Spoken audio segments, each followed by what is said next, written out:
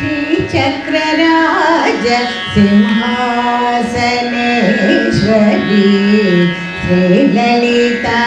श्रीललिताम्बिकये भुवनेश्वरी श्रीचक्रराज सिंहासनेश्वरी श्रीललिताम्बिकये भुवनेश्वरी आगम वेद कलामय रूपिणी अखिल चराचर जननी नारायणी नाग कंगण नटराज मनोहरी ज्ञान विद्येश्वरी राजराजेश्वरी श्रीचक्रराज सिंहासनेश्वरी श्रीललिताम्बिकये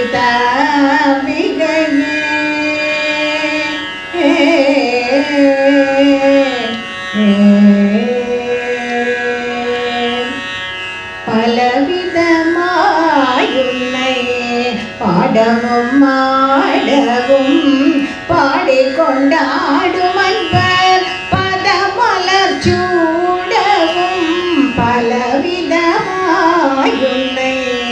பாடவும் ஆடவும் பாடிக்கொண்டாடும் அன்பர் பதமலர் சூடவும் உலகம் முழுதுமென தகமுறை காணவும் உலகம் முழுதுமென தகமுறை காணவும் ஒரு நிலை தருவாய் காஞ்சி காமேஸ்வரி ஒரு நிலை தருவாய் காஞ்சி காமேஸ்வரி श्रीचक्रराज सिंहासनेश्वरी श्रीललिताम्बिकये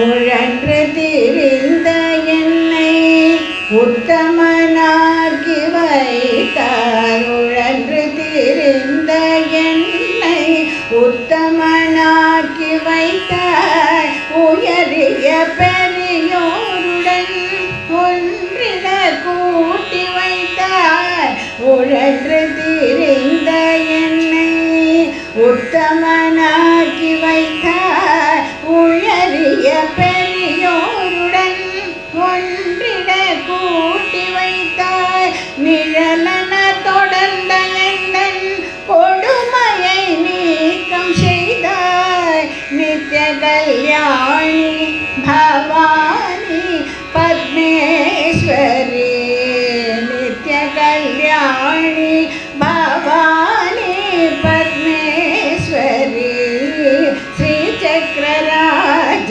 सिंहासनेश्वरी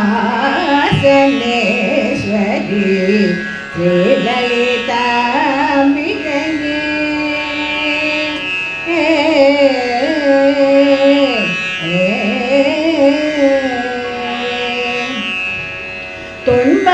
துன்பப்புடத்திலிட்டு தூயவனாக்கி வைத்தார் துன்பப்புடத்திலிட்டு தூயவனாக்கி வைத்தார் தொடர்ந்த உன் மாயம் நீக்கி பிறந்த பையனை தந்தார் துன்பப்புடத்திலிட்டு தூயவனாக்கி வைத்தார் தொடர்ந்த உன் மாயம் நீக்கி பிறந்த பையனை தந்தார் அன்பை புகட்டி உந்தன் ஆடலை காண செய்தார் அன்பை புகட்டி உந்தன் ஆடலை காண செய்தார் அரைக்கலம் நீயே அம்மா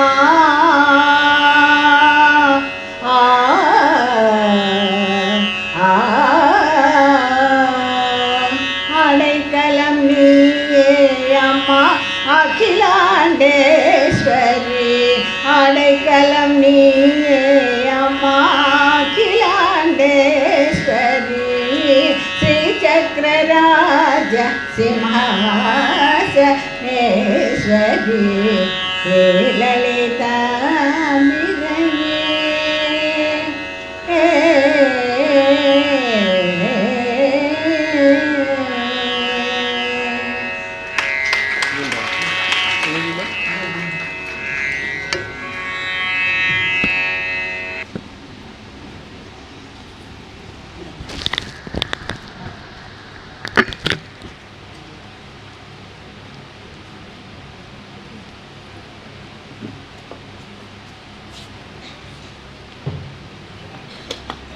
തുടങ്ങി, അതുകൊണ്ടാണ് ഞാൻ വേണ്ട.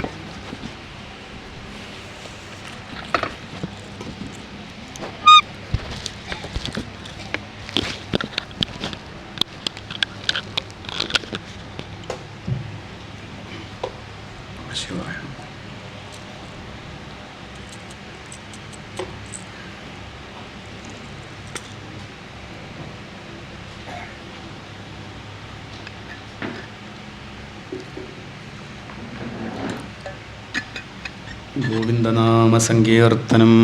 ഗോവിന്ദ. മനോഹരമായിട്ട് പാടി കുറച്ച് നേരം ആ ഒരു ശുദ്ധ സംഗീതം, പല രാഗങ്ങൾ, അങ്ങനെയുള്ള ശാസ്ത്രീയമായ സംഗീതത്തിന് അങ്ങനെ ഒരു ഗുണമുണ്ട്. നമ്മളൊരു പ്രത്യേക സ്ഥലത്തെത്തിക്കും. പിന്നെ അവിടെ നമ്മൾ പിടിച്ചു പോകണം, ഇങ്ങോട്ടനെ വരാണ്ട് നോക്കണം എന്നർത്ഥം. സിന്ധു ഭൈരവി, നാദനാമക്രിയ മുതലായിട്ടുള്ള രാഗങ്ങളൊക്കെ വല്ലാതെ നമ്മളെ ഹൃദയത്തെ ഒരു ഭാഗത്ത് പിടിച്ചു നിർത്തും. ശരി, അപ്പോൾ രാഗം എന്നാണ് മേൽപ്പത്തൂർ പറയുന്നുണ്ട്. സാധാരണ മനുഷ്യർക്ക് രാഗം എന്നുള്ളത് വലിയ വിഷയമല്ല. പക്ഷേ ഗോപികളുടെ പ്രത്യേകത ആ രാഗം, അനുരാഗം ഭഗവാനോടായി. അതുകൊണ്ട് നന്നായി, അതവർക്ക് മുക്തിക്ക് തന്നെ കാരണമായി. ജന്തുക്കൾക്ക് രാഗം എന്നുള്ളത് ജന്മനാനുള്ളതാണ്, അറ്റാച്ച്മെൻറ്റ് എന്നുള്ളത് ജന്മനാനുള്ളതാണ്. പക്ഷേ ഭഗവാനോട് ഇല്ല, അതാ കുഴപ്പം. മൃഗങ്ങൾക്ക് കാണാൻ തൻ്റെ കുട്ടികളോടുണ്ടാവും. പ്രസവിച്ച് 4 ദിവസം ആകുമ്പോഴേക്ക് ഇവർ പല ദിക്കിലും കൊണ്ടാക്കും ഇല്ലേ. നമ്മളൊന്ന് അവിടെ പെരുമാറി തുടങ്ങിയാൽ അവർ അവിടുന്ന് മാറ്റും. ഇയാൾ കുഴപ്പക്കാരനാണ്, കുട്ടികൾക്ക് അപകടം ഉണ്ടാക്കും എന്ന് വിചാരിച്ച് പൂച്ചക്കുട്ടിയെ പൂച്ച കൊണ്ടുപോകുന്നത് കാണാം.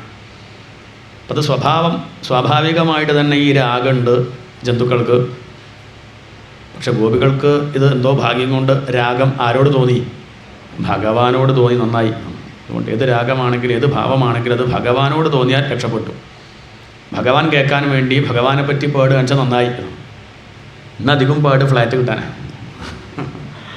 അതുകൊണ്ടാണ് ആർട്ടിസ്റ്റ് എന്നല്ലേ പറയുള്ളൂ അല്ലേ. ത്യാഗരാജ ഭാഗവതർ എന്ന് പറയുന്നത് എന്താ വെച്ചാൽ ഭഗവാൻ കേൾക്കാൻ പാടുന്നു എന്നുള്ളതുകൊണ്ടാണ്. അപ്പം രാഗം എന്ന് പറഞ്ഞാൽ മനസ്സ്, അത് ഭഗവാനോട് ചേർന്നാൽ മുക്തിക്ക് കാരണമാവും. മയ്യാസക്തമന പാർത്ഥ എന്ന് ഗീതയിൽ കാണാം.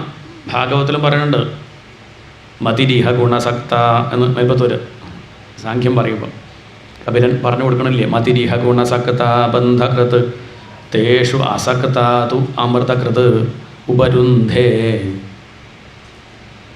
മനസ്സന്നെയാണ് ബന്ധനത്തിനും മോക്ഷത്തിനും കാരണം. താക്കോല് പോലെയോ, വലത്തോട്ട് തിരിച്ചാൽ തുറക്കാം, ഇടത്തോട്ട് തിരിച്ചാൽ പൂട്ടാം, ഒരേ താക്കോല. മനസ്സ് തന്നെ നമുക്ക് ബന്ധനത്തിനും മുക്തിക്കും കാരണമാവും. നേരാവണ്ണല്ല തിരിച്ചു വെച്ചാൽ പിന്നെ താക്കോല് പൂട്ടുന്നെടുക്കാനും പറ്റില്ല, പിന്നെ പൊളിക്കേണ്ടി വരും, പിന്നെ പല മരുന്ന് കഴിക്കേണ്ടി വരും. എന്നാലും ഒന്ന് ശാന്തമായിക്കോളന്നില്ല, ആശുപത്രി പോകേണ്ടി വരും. മാനസമിത്രം കഴിച്ചുകൊണ്ട് മാത്രം തീരില്ല എന്നർത്ഥം, പിന്നെയും പ്രയാസങ്ങളുണ്ടാവും. അതുകൊണ്ട് വളരെ ചിട്ടയോടുകൂടി ഒരു ശ്രദ്ധയോടുകൂടി ഡിസിപ്ലിൻ വേണം എന്നർത്ഥം ജീവിതത്തിൽ. പ്രത്യേകിച്ച് സത്സംഗത്തിൻ്റെയൊക്കെ ഒരു ഗുണം എന്താ വെച്ചാൽ ഒന്നുമില്ലെങ്കിൽ ഒരു ചിട്ട ഉണ്ടാവുമല്ലോ. രാവിലെ ഒന്ന് എണീക്കുക, അമ്പലത്തിൽ പോവുക, കുളിക്കുക, കണ്ടെങ്കിൽ കുളിക്കുക, അമ്പലത്തിൽ പോവുക. അപ്പോൾ അത് കണ്ട ഒരു ചിട്ട ഉണ്ടാവും. ഒന്നുമില്ലെങ്കിലും അത്ര നേരം ബാക്കിയുള്ളവർ ഉപദ്രവിക്കില്ല. പണ്ട് കാലം അങ്ങനെയാണ്. പണ്ട് രാമണക്കൊക്കെ തേവാരം ഒക്കെ ആയിട്ട് അങ്ങനെ അത്രയും നേരം ദേഷ്യം പിടിക്കില്ലല്ലോ, അത്ര നേരം അടങ്ങിയിരിക്കുമല്ലോ. അതൊക്കെ ഒന്ന് ഇരുത്തത്തിന് നല്ലതാണ്. ഒന്ന് പെരുപ്പുറയ്ക്കാൻ ഒരു ഭാഗത്തൊന്ന് വെറുതെ ഇരുന്ന് പഠിക്കുക ആദ്യം. നമുക്കത് വയ്യ, നമ്മൾ വെറുതെ ഇരിക്കാൻ വയ്യ, അതാവസ്ഥ. വിഷയത്തിലേക്ക് വരാം. ഒരു 3/4 മണിക്കൂർ നേരം ഭാഗവത്തിൽ പടിപടിയായിട്ട് നമ്മളെ ഉയർത്തി വരികയാണ്. കൃഷ്ണലീല, ബാലലീലയിലൂടെ പല പല ലീലകളിലൂടെ ഭഗവാൻ ഗോപസ്ത്രീകളുടെ മനസ്സിനെ ആദ്യം ആകർഷിച്ചു. നമ്മുടെ മനസ്സിനെ ആകർഷിക്കണം എന്നർത്ഥം. നമുക്ക് ഭഗവാനോട് രുചി ഉണ്ടാവണം. പാലും വെണ്ണയൊക്കെ അവർക്ക് വളരെ പ്രധാനമായിരുന്നു എങ്കിലും കുറച്ചങ്ങോട്ട് കഴിഞ്ഞപ്പോൾ അവർക്ക് പാലും വെണ്ണയും അപ്രധാനമായി മാറി. നമുക്ക് ജോലി, പണം, പ്രശസ്തി ഒക്കെ പ്രധാനമായിട്ട് മാറുമെങ്കിലും കുറച്ച് കഴിയുമ്പം എന്തായി മാറും? ഒരു 60 വയസ്സ് കഴിയുമ്പോൾ അതൊക്കെ അപ്രധാനമായിട്ട് മാറുന്നത് കാണാം.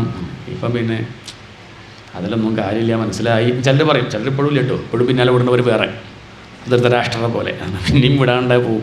എന്നാലും ചിലർക്കത് ബോധ്യവും. കാരണം അവരെ കൊണ്ടൊന്നും കാര്യമില്ല, ബാങ്ക് ബാലൻസ് കൊണ്ടൊന്നും കാര്യമില്ല. ഇതൊരു തരം ആർത്തിയാണ്, ഇതിന് ചികിത്സിച്ചിട്ട് കാര്യമില്ല. ഇതൊരു മറ്റ് ക്യാൻസർ, കീമോണ്ടൊക്കെ കുറച്ചൊക്കെ നിൽക്കും. ഈ ആർത്തി എന്നുള്ളത് പോവില്ല. അതുകൊണ്ട് സമാധാനം നഷ്ടപ്പെടുന്നുണ്ടെന്നുള്ളതൊക്കെ തിരിച്ചറിഞ്ഞ് ചിലർ കുറച്ച് കഴിയുമ്പോൾ നിർത്തും. അത്യാവശ്യമൊക്കെ ബാങ്കിലുണ്ടെന്ന് കണ്ടാൽ നിർത്തും. ഇപ്പം കയറി വന്നാൽ 10-40 കൊല്ലത്തേക്കല്ലേ വേണ്ടു, അതൊക്കെ അവിടെ ഉണ്ട്, അത്യാവശ്യം ഒരു 5000 വന്നാലും എടുക്കാം എന്നായി കഴിഞ്ഞാൽ നിർത്തും. ആത്മാവിലേക്ക് ശ്രദ്ധിക്കും, ഭഗവാനിലേക്ക് ശ്രദ്ധിക്കും. ഇനി തൻ്റെ കാര്യം നോക്കണം. ശാന്തമായിട്ട് ഈ പാമ്പൊക്കെ തോലൊഴിവാക്കുന്നത് പോലെ ഈ ശരീരം ഒന്ന് എന്തായാലും ഒഴിവാക്കണം, എന്നാൽ പിന്നെ വലിയ പ്രശ്നമൊന്നും ഇല്ലാണ്ട് ഒഴിവാക്കാം എന്ന് ചിന്തിക്കും. അതാണ് വിഷയം. ഏതായാലും ഇവിടെ അവർക്ക് അപ്രധാനമായിട്ട് മാറി എന്നുള്ളത് കാണാം. ഭഗവാൻ വന്നതിന് ശേഷം അവർ വെണ്ണയും പാലൊക്കെ കൊണ്ട് ഗിഫ്റ്റ് കൊടുക്കുന്നുണ്ട്. ഭഗവാന് കൊണ്ട് കൊടുക്കുമ്പം അതെടുത്തു വെച്ച് അവസാനം സ്ഥലമില്ലാതെ ആവുന്ന സമയത്ത് കൊണ്ടുവന്ന ആൾ സ്ഥലമില്ല പറഞ്ഞ ആളുടെ തലയ്ക്ക് അങ്ങോട്ട് ഒഴിച്ചു. ഇനി കാണാം അവിടെ മുഴുവൻ ദധിക്ഷീരഘൃതാംബുഭിഹി, ദധിയും ക്ഷീരവും ഘൃതവും നെയ്യും പാലും വെണ്ണയായിട്ട് അങ്ങനെ ഒഴുകുകയാണെന്നത്. പണാണത്, അവരുടെ സമ്പത്താണിതൊക്കെ. അവർക്ക് തോന്നുകയാണ് എന്ത് സമ്പത്ത്, നമുക്ക് വേണ്ട സമ്പത്ത് കിട്ടിക്കഴിഞ്ഞു. എന്ത് ഒരു പുരുഷാർത്ഥാത്മകം ബ്രഹ്മതത്വം. അവരുടെ ഉള്ളിൽ മനസ്സിലായി, അവർക്ക് കിട്ടേണ്ടത് കിട്ടി, ഇനിയിപ്പോൾ എന്ത് സമ്പത്ത്. ഇങ്ങനെ പടിപടിയായിട്ട് ശ്രദ്ധിച്ചാൽ ഇനി അടുത്ത കഥ ഇങ്ങനെ മെല്ലെ മെല്ലെ വരും. പിന്നെ ഭഗവാൻ എല്ലാവരെയും, മനുഷ്യരെയും മൃഗങ്ങളെയും പക്ഷികളൊക്കെ തന്നിലേക്ക് ആകർഷിക്കുന്നു. ഏറ്റവും എളുപ്പം ഗാനം. കഥ പറച്ചിൽ എല്ലാവരും ശ്രദ്ധിച്ചോളുന്നില്ല, പാട്ടെല്ലാവരും ശ്രദ്ധിക്കും. കഥ പറഞ്ഞത് കേൾക്കണമെച്ചാൽ എന്ത് വേണം? അതിന് ലേശം എന്ത് വേണം? ബുദ്ധി ഉപയോഗിക്കണം. കഥ കേൾക്കാൻ പിന്നെ വലിയ ബുദ്ധി വേണ്ട, പക്ഷെ തത്വം ഗ്രഹിക്കണം വെച്ചാൽ ബുദ്ധി വേണം. അത് വലിയ വിഷയമാണ്. നേരെ മറിച്ച് പാട്ട് കേൾക്കാൻ എന്ത് വേണ്ട? ബുദ്ധി വേണം. അത് ഹൃദയം മതി, അത്രയും വേണ്ടു. ശിശുർവേത്തി പശുർവേത്തി വേത്തി ഗാനരസം ഭണി. ശിശുവിനും പശുവിനും പാമ്പിന് പോലും പാട്ട് മനസ്സിലാവും അത്രേ. കുട്ടി നോക്ക് ഉണ്ടായിട്ട് അധികമായില്ല, അപ്പോഴേക്ക് അത് പാട്ട് കേട്ടാൽ ഉറങ്ങുമല്ലോ. മൂളി കൊടുത്താൽ മതി, വലിയ രാഗമൊന്നും വേണമെന്നില്ല. അതല്ലാത്ത നമുക്കും പറ്റും എന്നൊക്കെ പറഞ്ഞാൽ കുട്ടി ഇല്ലേ അപ്പോൾ നല്ല ഉറങ്ങും. അത് അത്രയേ വേണ്ടു. വരി വേണമെന്നൊന്നുമില്ല, അർത്ഥം അറിയണമെന്നില്ല. സംഗീതത്തിന് അങ്ങനെ ഒരു ഒരു ഗുണമുണ്ട്. അതുകൊണ്ട് ഭഗവാൻ എല്ലാവരെയും തന്നിലേക്ക് ആകർഷിക്കണം എന്ന് കണക്കാക്കിയിട്ട് മനോഹരമായിട്ട് വേണുഗാനം ചെയ്യുന്നു. അത് കേട്ട് പശുക്കളും പക്ഷികളും പോലും എല്ലാം മറന്ന് ഭഗവാനിലേക്ക് അങ്ങനെ. പശുവും പക്ഷി മാത്രമല്ല, ചലിക്കാത്ത പർവ്വതം. ഹന്തായ മദ്രിരബളാ ഹരിദാസവര്യ യത് രാമകൃഷ്ണചരണസ്പർശ പ്രമോദ. ആ പർവ്വതം എന്ത് പുണ്യം ചെയ്തു! അതിന് നിൽപ്പ് കണ്ടാൽ മനസ്സിലാവില്ലേ, അതൊരു ഭക്തോത്തമനാണ്. ഭാഗവതം കേൾക്കുമ്പം ശ്രദ്ധിച്ചൊരു ശ്രോതാവ് നിവർന്നിരിക്കുന്നത് പോലെയാണ് ആ ഗോവർദ്ധന പർവ്വതത്തിൻ്റെ നിൽപ്പ്. അതിൻ്റെ മുകളിൽ നിന്ന് ഒഴുകി വരുന്ന നദി കണ്ടാൽ ഭക്തന്മാർക്ക് ഭാഗവതം കേൾക്കുമ്പോൾ കണ്ണീര് വരില്ലേ? ഇതുപോലെ രോമാഞ്ചം ഉണ്ടാവില്ലേ? ഇതുപോലെയാണ് പൂത്തു നിൽക്കുന്ന വൃക്ഷങ്ങൾ കണ്ടാൽ. അത് പർവ്വതമൊന്നുമല്ല എന്നാണ് ഗോപികളിപ്പം അവരെ വ്യത്യാസം. അവരെ ഭാവന വിടർന്നു എന്നാണ്. അത് പൂർണ്ണമായി. മറ്റത് കല്ലല്ലേ മണ്ണല്ലേ എന്നൊക്കെ ഇത്രയും കാലം. അപ്പം അങ്ങനെയല്ല, ഇതൊന്നും കല്ലും മണ്ണുമല്ല. അതിനൊക്കെ യാതൊന്നു കാണുമതു നാരായണ പ്രതിമ. ആ നദി ഒഴുകണം നോക്കൂ. ഇന്നലെ മിനിയാന്നൊക്കെ ഒഴുകിയിട്ടുണ്ട്, പക്ഷെ അവർക്കത് വലിയ പ്രധാനമായിട്ട് പോകില്ല. ഇപ്പോൾ അവർ പറയണം ആ നദി ഒഴുകണം എന്തിനാന്ന് വെച്ചിട്ടുണ്ടോ? കമലോപഹാരാഹ. അത് കാളിന്തി നദി. ഭഗവാന്റെ വേണുഗാനം കഴിയുമ്പോഴേക്കും ഭഗവാന് സമ്മാനം കൊടുക്കാൻ ഓളങ്ങളാകുന്ന കൈകളെ കൊണ്ട് താമര എങ്ങനെ ഉന്തി ഉന്തി കൊണ്ടുവരികയാണ് ഭഗവാന് സമർപ്പിക്കാൻ എന്ന് പറഞ്ഞ അർത്ഥം. അവരുടെ ഭാവന ശുദ്ധായി. ഭാവന ശുദ്ധായ പിന്നെ പേടിക്കാനില്ല. നാസ്തി ബുദ്ധിരയുക്തസ്യ നചായുക്തസ്യ ഭാവന നചാഭാവയത ശാന്തി അശാന്തസ്യ കുതസുഖം. ആദ്യം പഠിക്കേണ്ടത് ഭാവന ചെയ്യാൻ പഠിക്കണം. എന്താണ് ഭാവന? ഗുരുനാഥനാണ് എന്നുള്ളത് ഭാവനയാണ്. അർജുനൻ ആദ്യം അത് പഠിച്ചു. അതുവരെയും ഡ്രൈവറാണെന്നുള്ള വിചാരമായിരുന്നു. ആ ഭാവനയായിരുന്നു. അത് മാറ്റി ശിഷ്യസ്തേ അഹം ശാധിമാം. എന്നെ ഉപദേശിക്കണേ, ഞാൻ അങ്ങയുടെ ബോസായിരുന്നു ഇത്രയും കാലം, ഇപ്പം അങ്ങനെയല്ല, ഞാൻ അങ്ങയുടെ ശിഷ്യനാണ് എന്ന് പറഞ്ഞ കാൽക്കൽ വീണ സമയത്ത് ഭഗവാൻ ആ ഡ്രൈവറുടെ സീറ്റിൽ നിന്ന് അങ്ങയുടെ ഗുരുനാഥൻ്റെ സീറ്റിലേക്ക് മാറിയിരുന്നു. അത്രയേ ഉള്ളൂ. അപ്പോഴേ മാറിയിരുന്നുള്ളൂ. അതുവരെയും സുഹൃത്തായിട്ടിരുന്നു, ഡ്രൈവറായിട്ടിരുന്നു. തന്നെ എങ്ങനെ കാണുക വെച്ചാൽ അങ്ങനെ, അത്രയേ ഉള്ളൂ. ആധ്യാത്മിക വിദ്യ ചോദിച്ചാൽ മാത്രമേ പറഞ്ഞു കൊടുക്കുള്ളൂ. കൊടിയും വേഗം പുസ്തകം ചോദിക്കാണ്ട് തന്നെ കൊടുക്കും. പക്ഷേ ആധ്യാത്മിക വിദ്യ ചോദിക്കാണ്ട് കൊടുക്കില്ല, ആവശ്യക്കാരന് മാത്രമേ അത് കൊടുക്കുള്ളൂ. അതാണ് ഇവിടെ വിഷയം. ഇങ്ങനെ എല്ലാവരും ഭഗവാനെ ആഗ്രഹിക്കുന്നു. നദികളും പർവ്വതങ്ങളും ചെടികളും ഒരു മുളന്തണ്ട് പോലും എന്ത് പുണ്യം ചെയ്തു അവർ ചോദിക്കുക ഗോപികളെ. നമുക്ക് ആ മുളന്തണ്ടിനോട് ചോദിച്ചാലോ, എന്ത് നീ കുടിച്ചതിൻ്റെ പ്രസാദം ലേശം തരുമോ എന്ന് ചോദിച്ചാലോ, ഭഗവാന്റെ ചുണ്ടോട് ചേർന്ന് നിൽക്കാൻ അതിന് സാധിക്കുന്നില്ലേ? മനുഷ്യജന്മം കിട്ടി നമുക്കിത് പറ്റണില്ലല്ലോ, ഉത്കൃഷ്ട ജന്മാത്രേ. അതുകൊണ്ട് ഇനി ഈ മനുഷ്യജന്മം നശിപ്പിക്കാൻ വയ്യ എന്നവർക്ക് തോന്നുകയാണ്. ഒരു ജിജ്ഞാസുവിന് തോന്നേണ്ട ഭാവമാണ്. ഇനി വയ്യ, കുറേ ആയി പലതിൻ്റെ പിന്നാലെ ഓടുന്നു, ഇനി ഇങ്ങനെ അലസനായിട്ടിരിക്കാൻ ഞാൻ തയ്യാറല്ല. ഉത്തിഷ്ഠത ജാഗ്രത പ്രാപ്യ വരാൻ നിബോധത. ഉണരൂ, എഴുന്നേൽക്കൂ കേട്ടോ. എന്നിട്ട് യോഗ്യന്മാരായിട്ടുള്ളവരെ പോയി കണ്ട് തൊഴുത് നമസ്കരിച്ച് ഉറങ്ങിയിരിക്കാതെ കാര്യങ്ങളൊക്കെ ചോദിച്ച് മനസ്സിലാക്കി നേർവഴിക്ക് സഞ്ചരിക്കൂ. അതവർ മനസ്സിലാക്കി. അവർ വിചാരിച്ചു നമുക്ക് അത് ഒറ്റയ്ക്ക് ബോധ്യമാവണില്ല, അതുകൊണ്ട് ആരോട് ചോദിക്കാം, ഗുരുനാഥനെ പോയി കാണാം. അവരുടെ ഗുരുനാഥനാണ് ശാണ്ഡില്യ മഹർഷിയെ പോയി കണ്ടു. ഞങ്ങൾക്ക് ആ ആനന്ദം അനുഭവിക്കണമെന്നുണ്ട്, ഈശ്വരനെ വേണമെന്നുണ്ടെന്നർത്ഥം. വിവേകാനന്ദ സ്വാമി ചോദിച്ചതുപോലെ എവിടെ ഈശ്വരൻ ചോദിച്ചില്ലേ, ഇതേപോലെ ചോദിക്കുകയാണ്. അറിയണമെന്നുണ്ട്, അനുഭവിക്കണമെന്നുണ്ട്, എന്താ വഴി? അപ്പം അദ്ദേഹം പറഞ്ഞു, നിങ്ങളൊക്കെ അനുഭവിക്കുന്നുണ്ട്, നിങ്ങൾ അറിയണില്ല എന്നേ ഉള്ളൂ. കിട്ടേണ്ട വിഷയമല്ലല്ലോ, ഉള്ളതാണ്, പക്ഷെ നമ്മളത് അറിയുന്നില്ല. അറിയാത്തതിൻ്റെ കാരണം ഞാൻ പറയാം, അതിന് പറയാം മായ എന്നാണ്. ശാസ്ത്രഭാഷയിൽ പറയാം. എന്താ വെച്ചാൽ നമ്മളിങ്ങനെ ദുഃഖിച്ചിരിക്കാൻ കാരണം എന്താ? ഈശ്വരനാണോ? ഈശ്വരനല്ല, കാരുണ്യ സ്വരൂപി ഭഗവാന് അങ്ങനെ ഉദ്ദേശമില്ല, അത് മായയാണ്. എന്താ കാരണം? മായ. ഇപ്പം നമ്മളെന്താ വേണ്ടത്? ഈശ്വരനെ ഉണ്ടാക്കണോ? വേണ്ട, ഈശ്വരൻ ഉള്ളതാണല്ലോ. ആ ഈശ്വരനെ അറിയാൻ എന്ത് ചെയ്താൽ മതി? മായ നീക്കിയാൽ മതി. അജ്ഞാനതിമിരാന്ധസ്യ ജ്ഞാനാഞ്ജനശലാകയ, അങ്ങനെയല്ലേ പറയാം. അജ്ഞാനമാകുന്ന തിമിരം പോയാൽ സാക്ഷാത് യഥാ അമരദൃശോ സവിതൃപ്രകാശ. തിമിരമില്ലാത്തവന് സൂര്യവെളിച്ചം കാണുന്നത് പോലെ ഈ ആത്മാവിനെ നമുക്കറിയാൻ പറ്റും. തെളിഞ്ഞ വെള്ളത്തിൽ നമുക്ക് സ്വസ്ഥമായിട്ട് സൂര്യനെ കാണില്ലേ? പ്രതിബിംബം നല്ലോണം കാണില്ലേ? അലയില്ലാത്ത വെള്ളമാണെങ്കിൽ ഇതുപോലെ തെളിഞ്ഞ വെള്ളത്തിൽ കാണുന്നത് പോലെ അറിയാൻ സാധിക്കും. ഇപ്പം നമുക്ക് ഈ അല നിൽക്കണില്ല, ഓരോരോ പ്രശ്നം ഒന്ന് കഴിയുമ്പോഴേക്ക് അടുത്ത് തുടങ്ങുകയാണ്. ഇങ്ങനെ ഓരോന്നിൻ്റെ പിന്നാലെ ഓടി ഇപ്പം മനസ്സ് ഇളകണത് കൊണ്ട് സ്വസ്ഥമായിട്ടിരിക്കാൻ പറ്റണില്ല. അതിന് ഉറക്കഗുളിക കഴിച്ചാലേ പറ്റുള്ളൂ, അല്ലെങ്കിൽ പ്രഭാഷണം കേൾക്കണം ഉറങ്ങാൻ. അല്ലാണ്ട് പറ്റണില്ല എന്നർത്ഥം. അപ്പം അതാണ് വിഷയം. എന്തായാലും ഇവരത് മനസ്സിലാക്കി, മായ നീങ്ങണം എന്ന് മനസ്സിലാക്കി. മായ നീങ്ങാൻ എന്താ വേണ്ടത്? അവിടെ ശ്രദ്ധിക്കണം. മായ നീങ്ങണമെങ്കിൽ മായയോട് മത്സരിച്ചാൽ അത് ബുദ്ധിമുട്ടാവും. മായയോട് മത്സരിക്കാൻ പറ്റില്ല. മായ മത്സരിക്കും തോറും ഭാര്യയെ പോലെയാണ്, മത്സരിച്ചാൽ അതിന് ശക്തി കൂടും. അങ്ങനെ കുഴപ്പമുണ്ട്. നമ്മൾ തർക്കിക്കും തോറും അഹന്ത വർദ്ധിക്കുകയല്ലേ ചെയ്യുക, അല്ലേ? അതുകൊണ്ട് വിവരമുള്ളവർ തർക്കിക്കാനൊന്നും പോകില്ല. മനസ്സിലാവണച്ചിട്ടാണോ ചോദിക്കണത്? എന്നാൽ പറയാം. മനസ്സിലാവണച്ചിട്ടല്ല, ചിലത് തന്നെ പഠിപ്പിക്കണം ചിട്ടാ. എന്നാൽ ഞാൻ തോറ്റു, സംഭവിച്ചു, അത്രയേ ഉള്ളൂ. ആർക്കെന്തില്ല, അവർക്കെന്ത് നേടാൻ സംഭവിച്ചു. ചിലരങ്ങനെ വാദിക്കും പ്രതിക്കും വേണ്ടി വാദിക്കുന്നവരുണ്ട്. രണ്ടും പറ്റും. അങ്ങനെയുള്ള മത്സരമൊന്നും ഈ ഒരു ആധ്യാത്മിക വിഷയത്തിലില്ല. അത് ഭാഗവത്തിൽ ആദ്യം പറഞ്ഞില്ലേ, നിർമ്മത്സരാണാം സതാം വേദ്യം. ഒന്നിനുമില്ല, മത്സരമൊക്കെ നിർത്തി. ഇനിയിപ്പം മത്സരമൊന്നും വേണ്ട എന്ന് പറഞ്ഞിരിക്കുകയാണ്. ത്യാഗേനൈകേ അമൃതത്വമാനശു. ത്യാഗം കൊണ്ട് മാത്രം ഈ അനുഭവം ഉണ്ടാവുള്ളൂ. എന്നാൽ കർമ്മം കൊണ്ട് പറ്റില്ല. എന്നാൽ പ്രജയാ, കല്യാണം കഴിച്ചുകൊണ്ട് കുട്ടികളുള്ളത് കൊണ്ടൊന്നും ഈ സത്യത്തെ അറിയാൻ ഉണ്ട് വെച്ച് തടസ്സമല്ല കേട്ടോ, അതൊക്കെ ഉണ്ട് വെച്ചിട്ട് വിരോധമൊന്നുമില്ല. എന്നാലും ഇതറിയാൻ സാധിക്കും. ത്യാഗം കൊണ്ട് മാത്രമേ പറ്റുള്ളൂ. എന്തായാലും ഇവിടെ മായയെ നമുക്ക് അങ്ങോട്ട് യുദ്ധം ചെയ്യാനൊന്നും പറ്റില്ല. പിന്നെന്താ വഴി? അതിനുള്ള വഴി ശാണ്ഡില്യം പറഞ്ഞു കൊടുത്തു. മായയെ തൊഴുത് നമസ്കരിക്കുക. എന്നിട്ട് പറയുന്നത്, അമ്മേ ഒന്ന് മാറി തന്നാൽ ആപതി കിം കരണീയം സ്മരണീയം പാദയുഗളമമ്പായാം. എന്നിട്ട് കാക്കശ്ശേരിയോട് ചോദിച്ചു, ആപത്ത് വന്നാൽ എന്താ ചെയ്യാന്ന്? ആപത്ത് വന്നാൽ എന്താ വഴി വെച്ചാൽ അമ്മയുടെ പാദകമലങ്ങൾ ആശ്രയിക്കുക. ആ അമ്മ തന്നെ എന്ത് ചെയ്യും? ആപത്ത് നീക്കിത്തരും. കഥയായിട്ട് പറയാറുണ്ട് രാമകൃഷ്ണദേവൻ. ഏതുപോലെ ചോദിച്ചാൽ, രാമനും സീതയും ലക്ഷ്മണനും നടന്നു പോകില്ലേ കാട്ടിലേക്ക്. ലക്ഷ്മണന് എപ്പോഴും രാമനെ കാണണമെന്ന് ആഗ്രഹമുണ്ട്.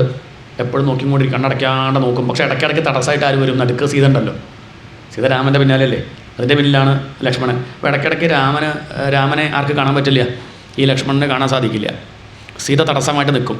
സീതയായതുകൊണ്ട് മാറി നിൽക്കുമെന്നൊന്നും പറയാൻ വയ്യ, അമ്മയല്ലേ. രാമനെ കാണണമെന്നുണ്ട്, പിന്നെന്തേ പറ്റുള്ളൂ, യാചിക്കും. തൊഴുതും കൊണ്ട് പറയും, അമ്മ ഒന്നങ്ങോട്ട് മാറിയിരുന്നെങ്കിൽ എനിക്ക് ഏട്ടനെ കാണായിരുന്നു, അമ്മയ്ക്കൊന്നും തോന്നരുത്, ഒന്നങ്ങോട്ട് മാറി നിന്നിരുന്നെങ്കിൽ. ഇങ്ങനെ പറയാനേ പറ്റുള്ളൂ. ഇതുപോലെ അമ്മയോട് പ്രാർത്ഥിക്കുക. കാത്യായനി മഹാമായേ മഹായോഗിനി അധീശ്വരി നന്ദഗോപസുതം ദേവി പതിമേ കുരുതേ നമ. ഇതൊക്കെയാണ് ഇതിൻ്റെ ആശയം. കഥ മാത്രം ശ്രദ്ധിച്ചതൊന്നും മനസ്സിലായിക്കൊള്ളുന്നില്ല. അതാണ് ഇവരെന്തിനാണ് ഭഗവാനെ കിട്ടാൻ വേണ്ടി ഭഗവതി ആരാധിക്കുന്നു തോന്നും. ഭഗവാന്റെ സ്വന്തക്കാരെ ഇവർ ഭഗവാനോട് നേരിട്ട് പറഞ്ഞാൽ പോരെ. അത് പറയാണ്ട് ആരെ കൊണ്ടുവരുന്നു? ഒരാവശ്യമില്ലാണ്ട് എവിടെയുള്ള ഭഗവതിയെ പിടിച്ചു കൊണ്ടുവരേണ്ട കാര്യം. ഭഗവതിയാണ് തടസ്സമായിട്ട് നിൽക്കുന്നത്. ആ മായാശക്തി ഭഗവാന്റെ ശക്തിയാണത്. അഭിന്നയും അനന്യയുമായിട്ടുള്ള ശക്തി എന്നാണ് പറയുക. തീയും ചൂടും പോലെ. ഏതുപോലെ? തീയും ചൂടും രണ്ടാണോ? അല്ല.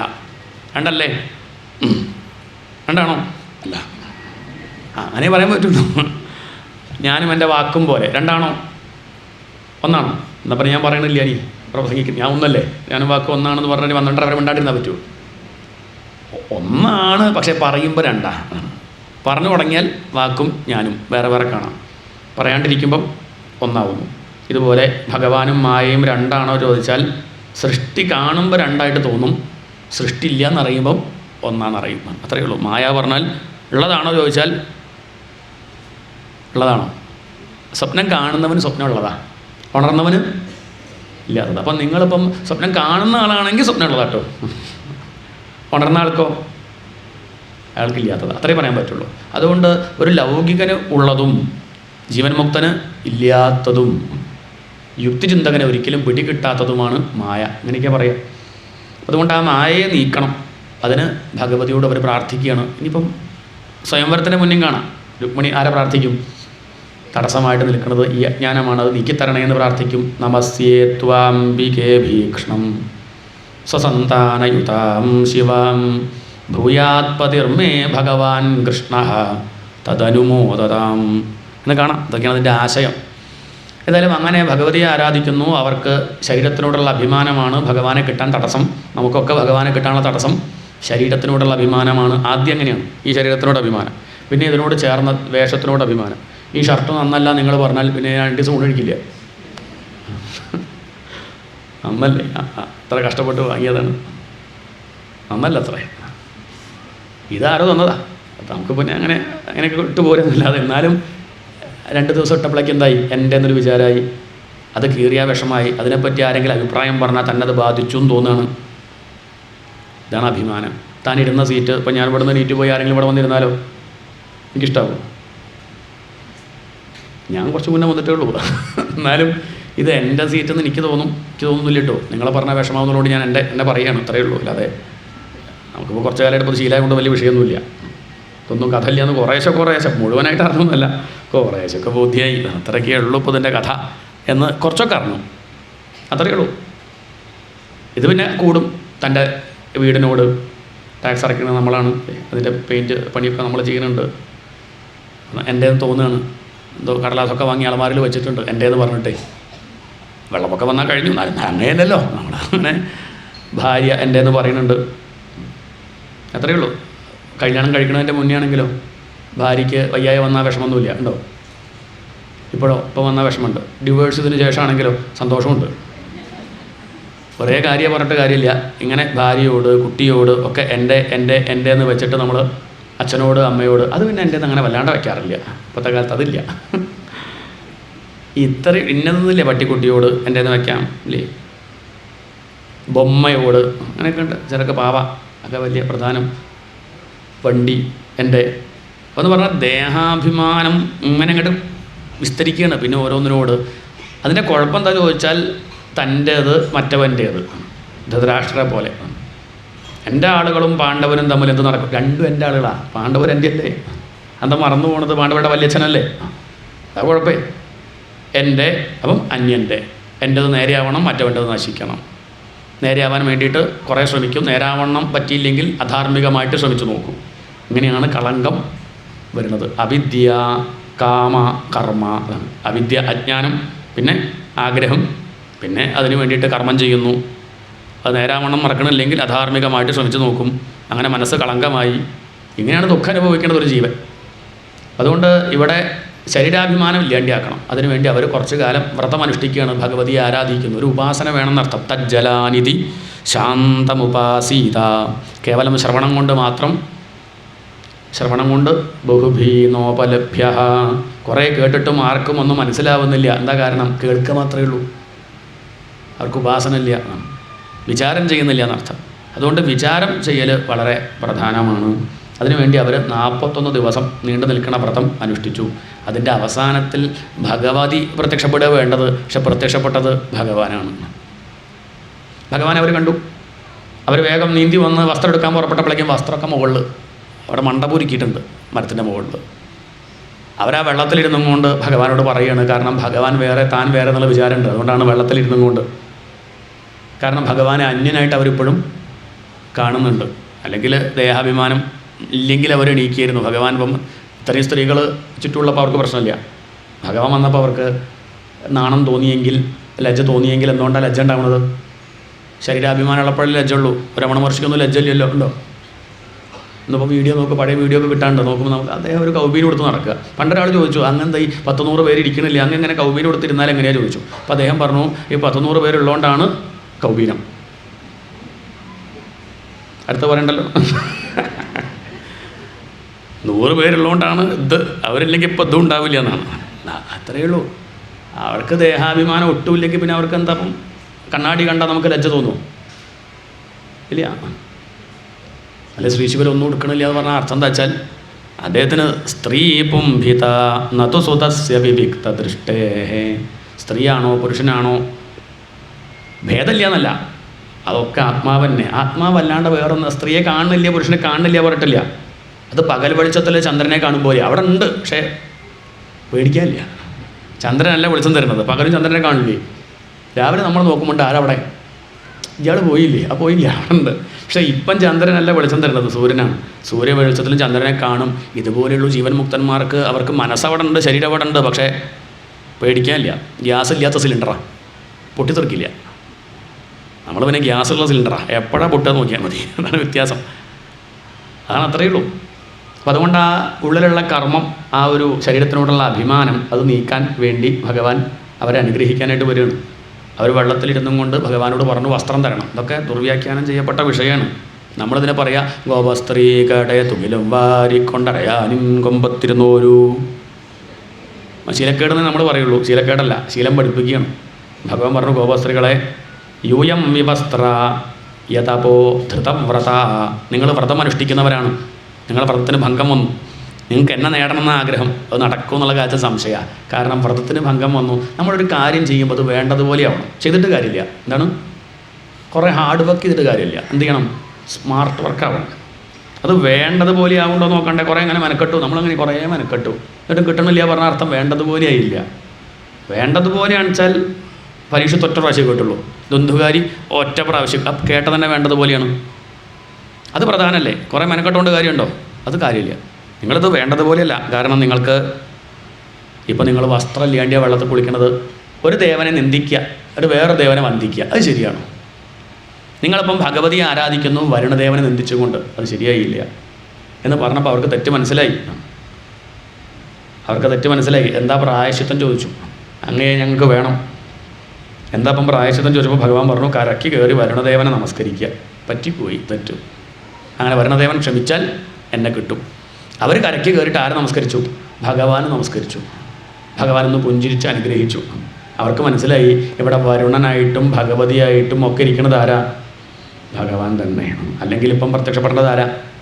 ഭഗവതി വരേണ്ടതാണ്. ഇപ്പോൾ ഭഗവതി വന്നില്ല. ആരാ വന്നത്? ആ ഭഗവതി മായയല്ലേ? മായയും ഭഗവാനും ഒന്നല്ലേ? ശക്തനും ശക്തിയും വേറെയാണോ? ആണോ? ഇന്ദ്രജാലക്കാരനും അയാളുടെ ഇന്ദ്രജാല ശക്തിയും വേറെയാണോ? ഇല്ല. പാട്ടുകാരനും പാട്ടും വേറെയാണോ? പാടുമ്പോഴേ അറിയുള്ളൂ കേട്ടോ. അത് മിണ്ടാണ്ടിരുന്ന പാട്ടുകാരനെ മനസ്സിലാവില്ല. പാടുമ്പോഴേ നമുക്കത് അറിയുള്ളൂ. ഈ സൃഷ്ടിയുള്ളതുകൊണ്ടാണ് ഭഗവാന്റെ വൈഭവം നമ്മൾ ഒരു വില വന്നത് ഭഗവാൻ ഈ സൃഷ്ടിയുള്ളതുകൊണ്ടാണ്. അല്ലെങ്കിൽ മൂപ്പരാരും ശ്രദ്ധിക്കില്ല. പറയുള്ളൂ. കുറച്ചൊരു വില വെക്കണം. എന്തുകൊണ്ടാണ്? കഷ്ടാതേ സൃഷ്ടി ചേഷ്ട മേൽപ്പത്തൂരും പറയുന്നുണ്ട്. ഈ സൃഷ്ടി കാണുമ്പോഴാണ് നമുക്ക് ആ ഭഗവാന്റെ വൈഭവം അറിയുന്നത്. പാട്ട് കേൾക്കുമ്പോഴാണ് പാട്ടുകാരൻ്റെ കേമത്തം മനസ്സിലാവുക. അതുപോലെ ഏതായാലും ഭഗവാൻ അവരെ അനുഗ്രഹിച്ചു. ആ വസ്ത്രം തിരിച്ചു കൊടുത്തു. അതല്ലാതെ ഭഗവാൻ അവരുടെ എന്താ ഭഗവാൻ കാണാത്തതായിട്ടുള്ളത്? ഇവിടെ അകത്തും പുറത്തും ആരാ? ഭഗവാനല്ലേ. പക്ഷെ അവർക്ക് ഭഗവാൻ അന്യം എന്നൊരു തോന്നലുണ്ടായിരുന്നു. അങ്ങനെ കണ്ട ഒരിക്കലും ഈ അനുഭൂതി ഉണ്ടാവില്ല. അതില്ലാണ്ടാക്കി കൊടുത്തു. നിങ്ങളുടെ അകത്തും പുറത്തും ഞാൻ തന്നെയാണ്, എന്തിവിടെ മറച്ചു വയ്ക്കാനുണ്ട് ഗോപികളെ, അവർക്ക് ബുദ്ധിയായി നർത്ഥം. അങ്ങനെ അവർക്ക് അവരുടെ വസ്ത്രം കൊടുത്തു. ഭഗവാൻ തൊട്ടിട്ട് കൊടുത്താൽ പിന്നെ എന്തായി? അത് ഭഗവാന്റെ പ്രസാദമായി. ഇതുവരെയും ദേഹം അവരുടേതൊരു വിചാരമായിരുന്നു. ഇപ്പം ഇനി അവർക്ക് എന്താണുള്ളത്? ഞങ്ങളാരാന്ന് വെച്ചിട്ടുണ്ടോ, ഞങ്ങൾ ഭഗവാന്റെ ദാസിമാരാ, ഇതാണ്, അത്രയേ ഉള്ളൂ. ഇന്നലെ വരെയുള്ള വേഷം തന്നെയായിരിക്കും, പക്ഷേ ലേശം മാറ്റം വരുത്തു. സന്യാസിയാകുമ്പോൾ കാവ്യം എടുക്കുക, വേഷം തന്നെയല്ലേ? അതെ, ഇതിപ്പോൾ കാവ്യമാണത്. ഇപ്പം ഇവർ സ്വാമിനിയമ്മമാരായി. ആരായി? ഇനി അവർക്ക് ഒറ്റ ലക്ഷ്യമുള്ളൂ, ഭഗവാനെ ലഭിക്കുക. ഇനി അവരുടെ ചര്യകളൊക്കെ അതിന് വേണ്ടിയിട്ടാണ്. ഇതുപോലെ ഉറപ്പിക്കണം എന്നർത്ഥം. ഇത്രയും കാലം അവർ ഭക്ഷണം കഴിച്ചതും വെള്ളം കുടിച്ചതും അവരവരുടെ പണികൾ ചെയ്തത് എന്തിനു വേണ്ടിയിട്ടാണ്? അവർ പേരിനും പ്രശസ്തിക്കും. ഇപ്പം അങ്ങനെയല്ല, ഭഗവാൻ സന്തോഷിക്കാൻ. അങ്ങനെ ആ ഭാവത്തിലേക്ക് അവർ ഉയർന്നു എന്നുള്ളതാണ് ഇപ്പം ഇതിൻ്റെ അർത്ഥം. അതല്ലാതെ ഗോപികളുടെ വസ്ത്രം അപഹരിച്ചു എന്നൊക്കെ വിചാരിച്ചാൽ പരീക്ഷത്തിന് പറഞ്ഞു കൊടുക്കുക. 4 ദിവസം കഴിഞ്ഞാൽ 2 ദിവസം കഴിഞ്ഞാൽ പാമ്പ് പിടിക്കും. അയാളോട് പറയാം ഭഗവാനേ, എന്നിട്ട് ഗോപസ്ത്രീകളുടെ സന്ദർഭം മറന്നു പോയാൽ തെറ്റിദ്ധരിക്കുകയുള്ളൂ. അങ്ങനെ ശരീരാഭിമാനം ഇല്ലാണ്ടായി. പക്ഷെ നമ്മൾ ശ്രദ്ധിക്കണം വെച്ചാൽ എങ്ങനെ പറഞ്ഞാൽ ശ്രദ്ധിക്കുള്ളൂ. ശരീരാഭിമാനം ഇല്ലാണ്ടാക്കിയ പറഞ്ഞാൽ നമ്മൾ കേൾക്കില്ല. അപ്പോൾ നമ്മൾ കേൾക്കണ്ടേ കരുതിയിട്ട് ആ മട്ടിൽ പറയണം. അത് കഴിഞ്ഞാൽ പിന്നുള്ള അഭിമാനം ജാതി, ശരീരത്തിനോട് ചേർന്നുകൊണ്ടാണ് ജാതി പദവി മുതലായിട്ടുള്ള അഭിമാനം ഉണ്ടാവും. അക്കാലത്ത് ബ്രാഹ്മണർക്ക് അങ്ങനെ ഒരു അഭിമാനം ഉണ്ടായിരുന്നു. അതില്ലാണ്ടായി കൊടുത്ത കഥയാണ് പിന്നെ വർണ്ണിക്കുന്നത്. അത് കഴിഞ്ഞ് അടുത്ത കഥയാണെന്ത്? ഗോവർദ്ധനോദ്ധാരണം. അത് ഇന്ദ്രന് പദവിയോടുള്ള അഭിമാനം. കൃഷ്ണൻ എൻ്റെ താഴെയാണ്. സംഗതി വിഷ്ണു ഭഗവാനാണെങ്കിലും മനുഷ്യനായിട്ട് വന്നാൽ പ്രോട്ടോക്കോൾ നോക്കിയാൽ ദേവം കഴിഞ്ഞിട്ട മനുഷ്യൻ എൻ്റെ താഴെയാണ്. ഈ ഒരു വിചാരം ഇതുണ്ടെങ്കിൽ ഭഗവാനെ കിട്ടുമോ? പലരും അതിൻ്റെ മുകളിൽ അഭിമാനിക്കുന്നവരുണ്ട്, കിട്ടില്ല. അതുകൊണ്ട് പദവിയോടുള്ള അഭിമാനം കൊണ്ടും ലഭിക്കില്ല. അറിവുണ്ടെങ്കിൽ ലഭിക്കും. ആ അറിവ് പറഞ്ഞാൽ എല്ലാം ഒന്നും അറിയല. ഇതാണ് ഗോവർദ്ധനം. ഗോ എന്ന് പറഞ്ഞാൽ അർത്ഥം അറിവ് എന്നാണ്. വേറെ പല അർത്ഥം ഉണ്ടാവും, ഇത് പ്രധാനപ്പെട്ട അർത്ഥം പറയുകയാണ്. ഗോ എന്ന് പറഞ്ഞാൽ അറിവ്. തനി സാധാരണക്കാരായിട്ടുള്ള ഇടയന്മാർക്ക് ഉള്ളിൽ അവരുടെ അറിവിനെ ഭഗവാൻ വർദ്ധിപ്പിച്ചു. തനി കർമ്മഠന്മാരായിട്ട് പൂജായാഗം ആയിട്ട് നടക്കണവരായിരുന്നു ആര്? അതല്ല ഇപ്പോൾ ഇന്ദ്രയാഗത്തിൻ്റെ കഥയല്ലേ പറഞ്ഞത്. ആര് മുടക്കി? കുറച്ച് കഴിഞ്ഞ് അതൊക്കെ അങ്ങോട്ട് നിൽക്കണം. എല്ലാ കാലവും ഇങ്ങനെ എന്തല്ല, നമുക്ക് വഴി കുറച്ച് കഴിഞ്ഞാൽ നമ്മളിപ്പോൾ ടാക്സിയിൽ പോയി വീട്ടിലെത്തി എന്ത് ചെയ്യും?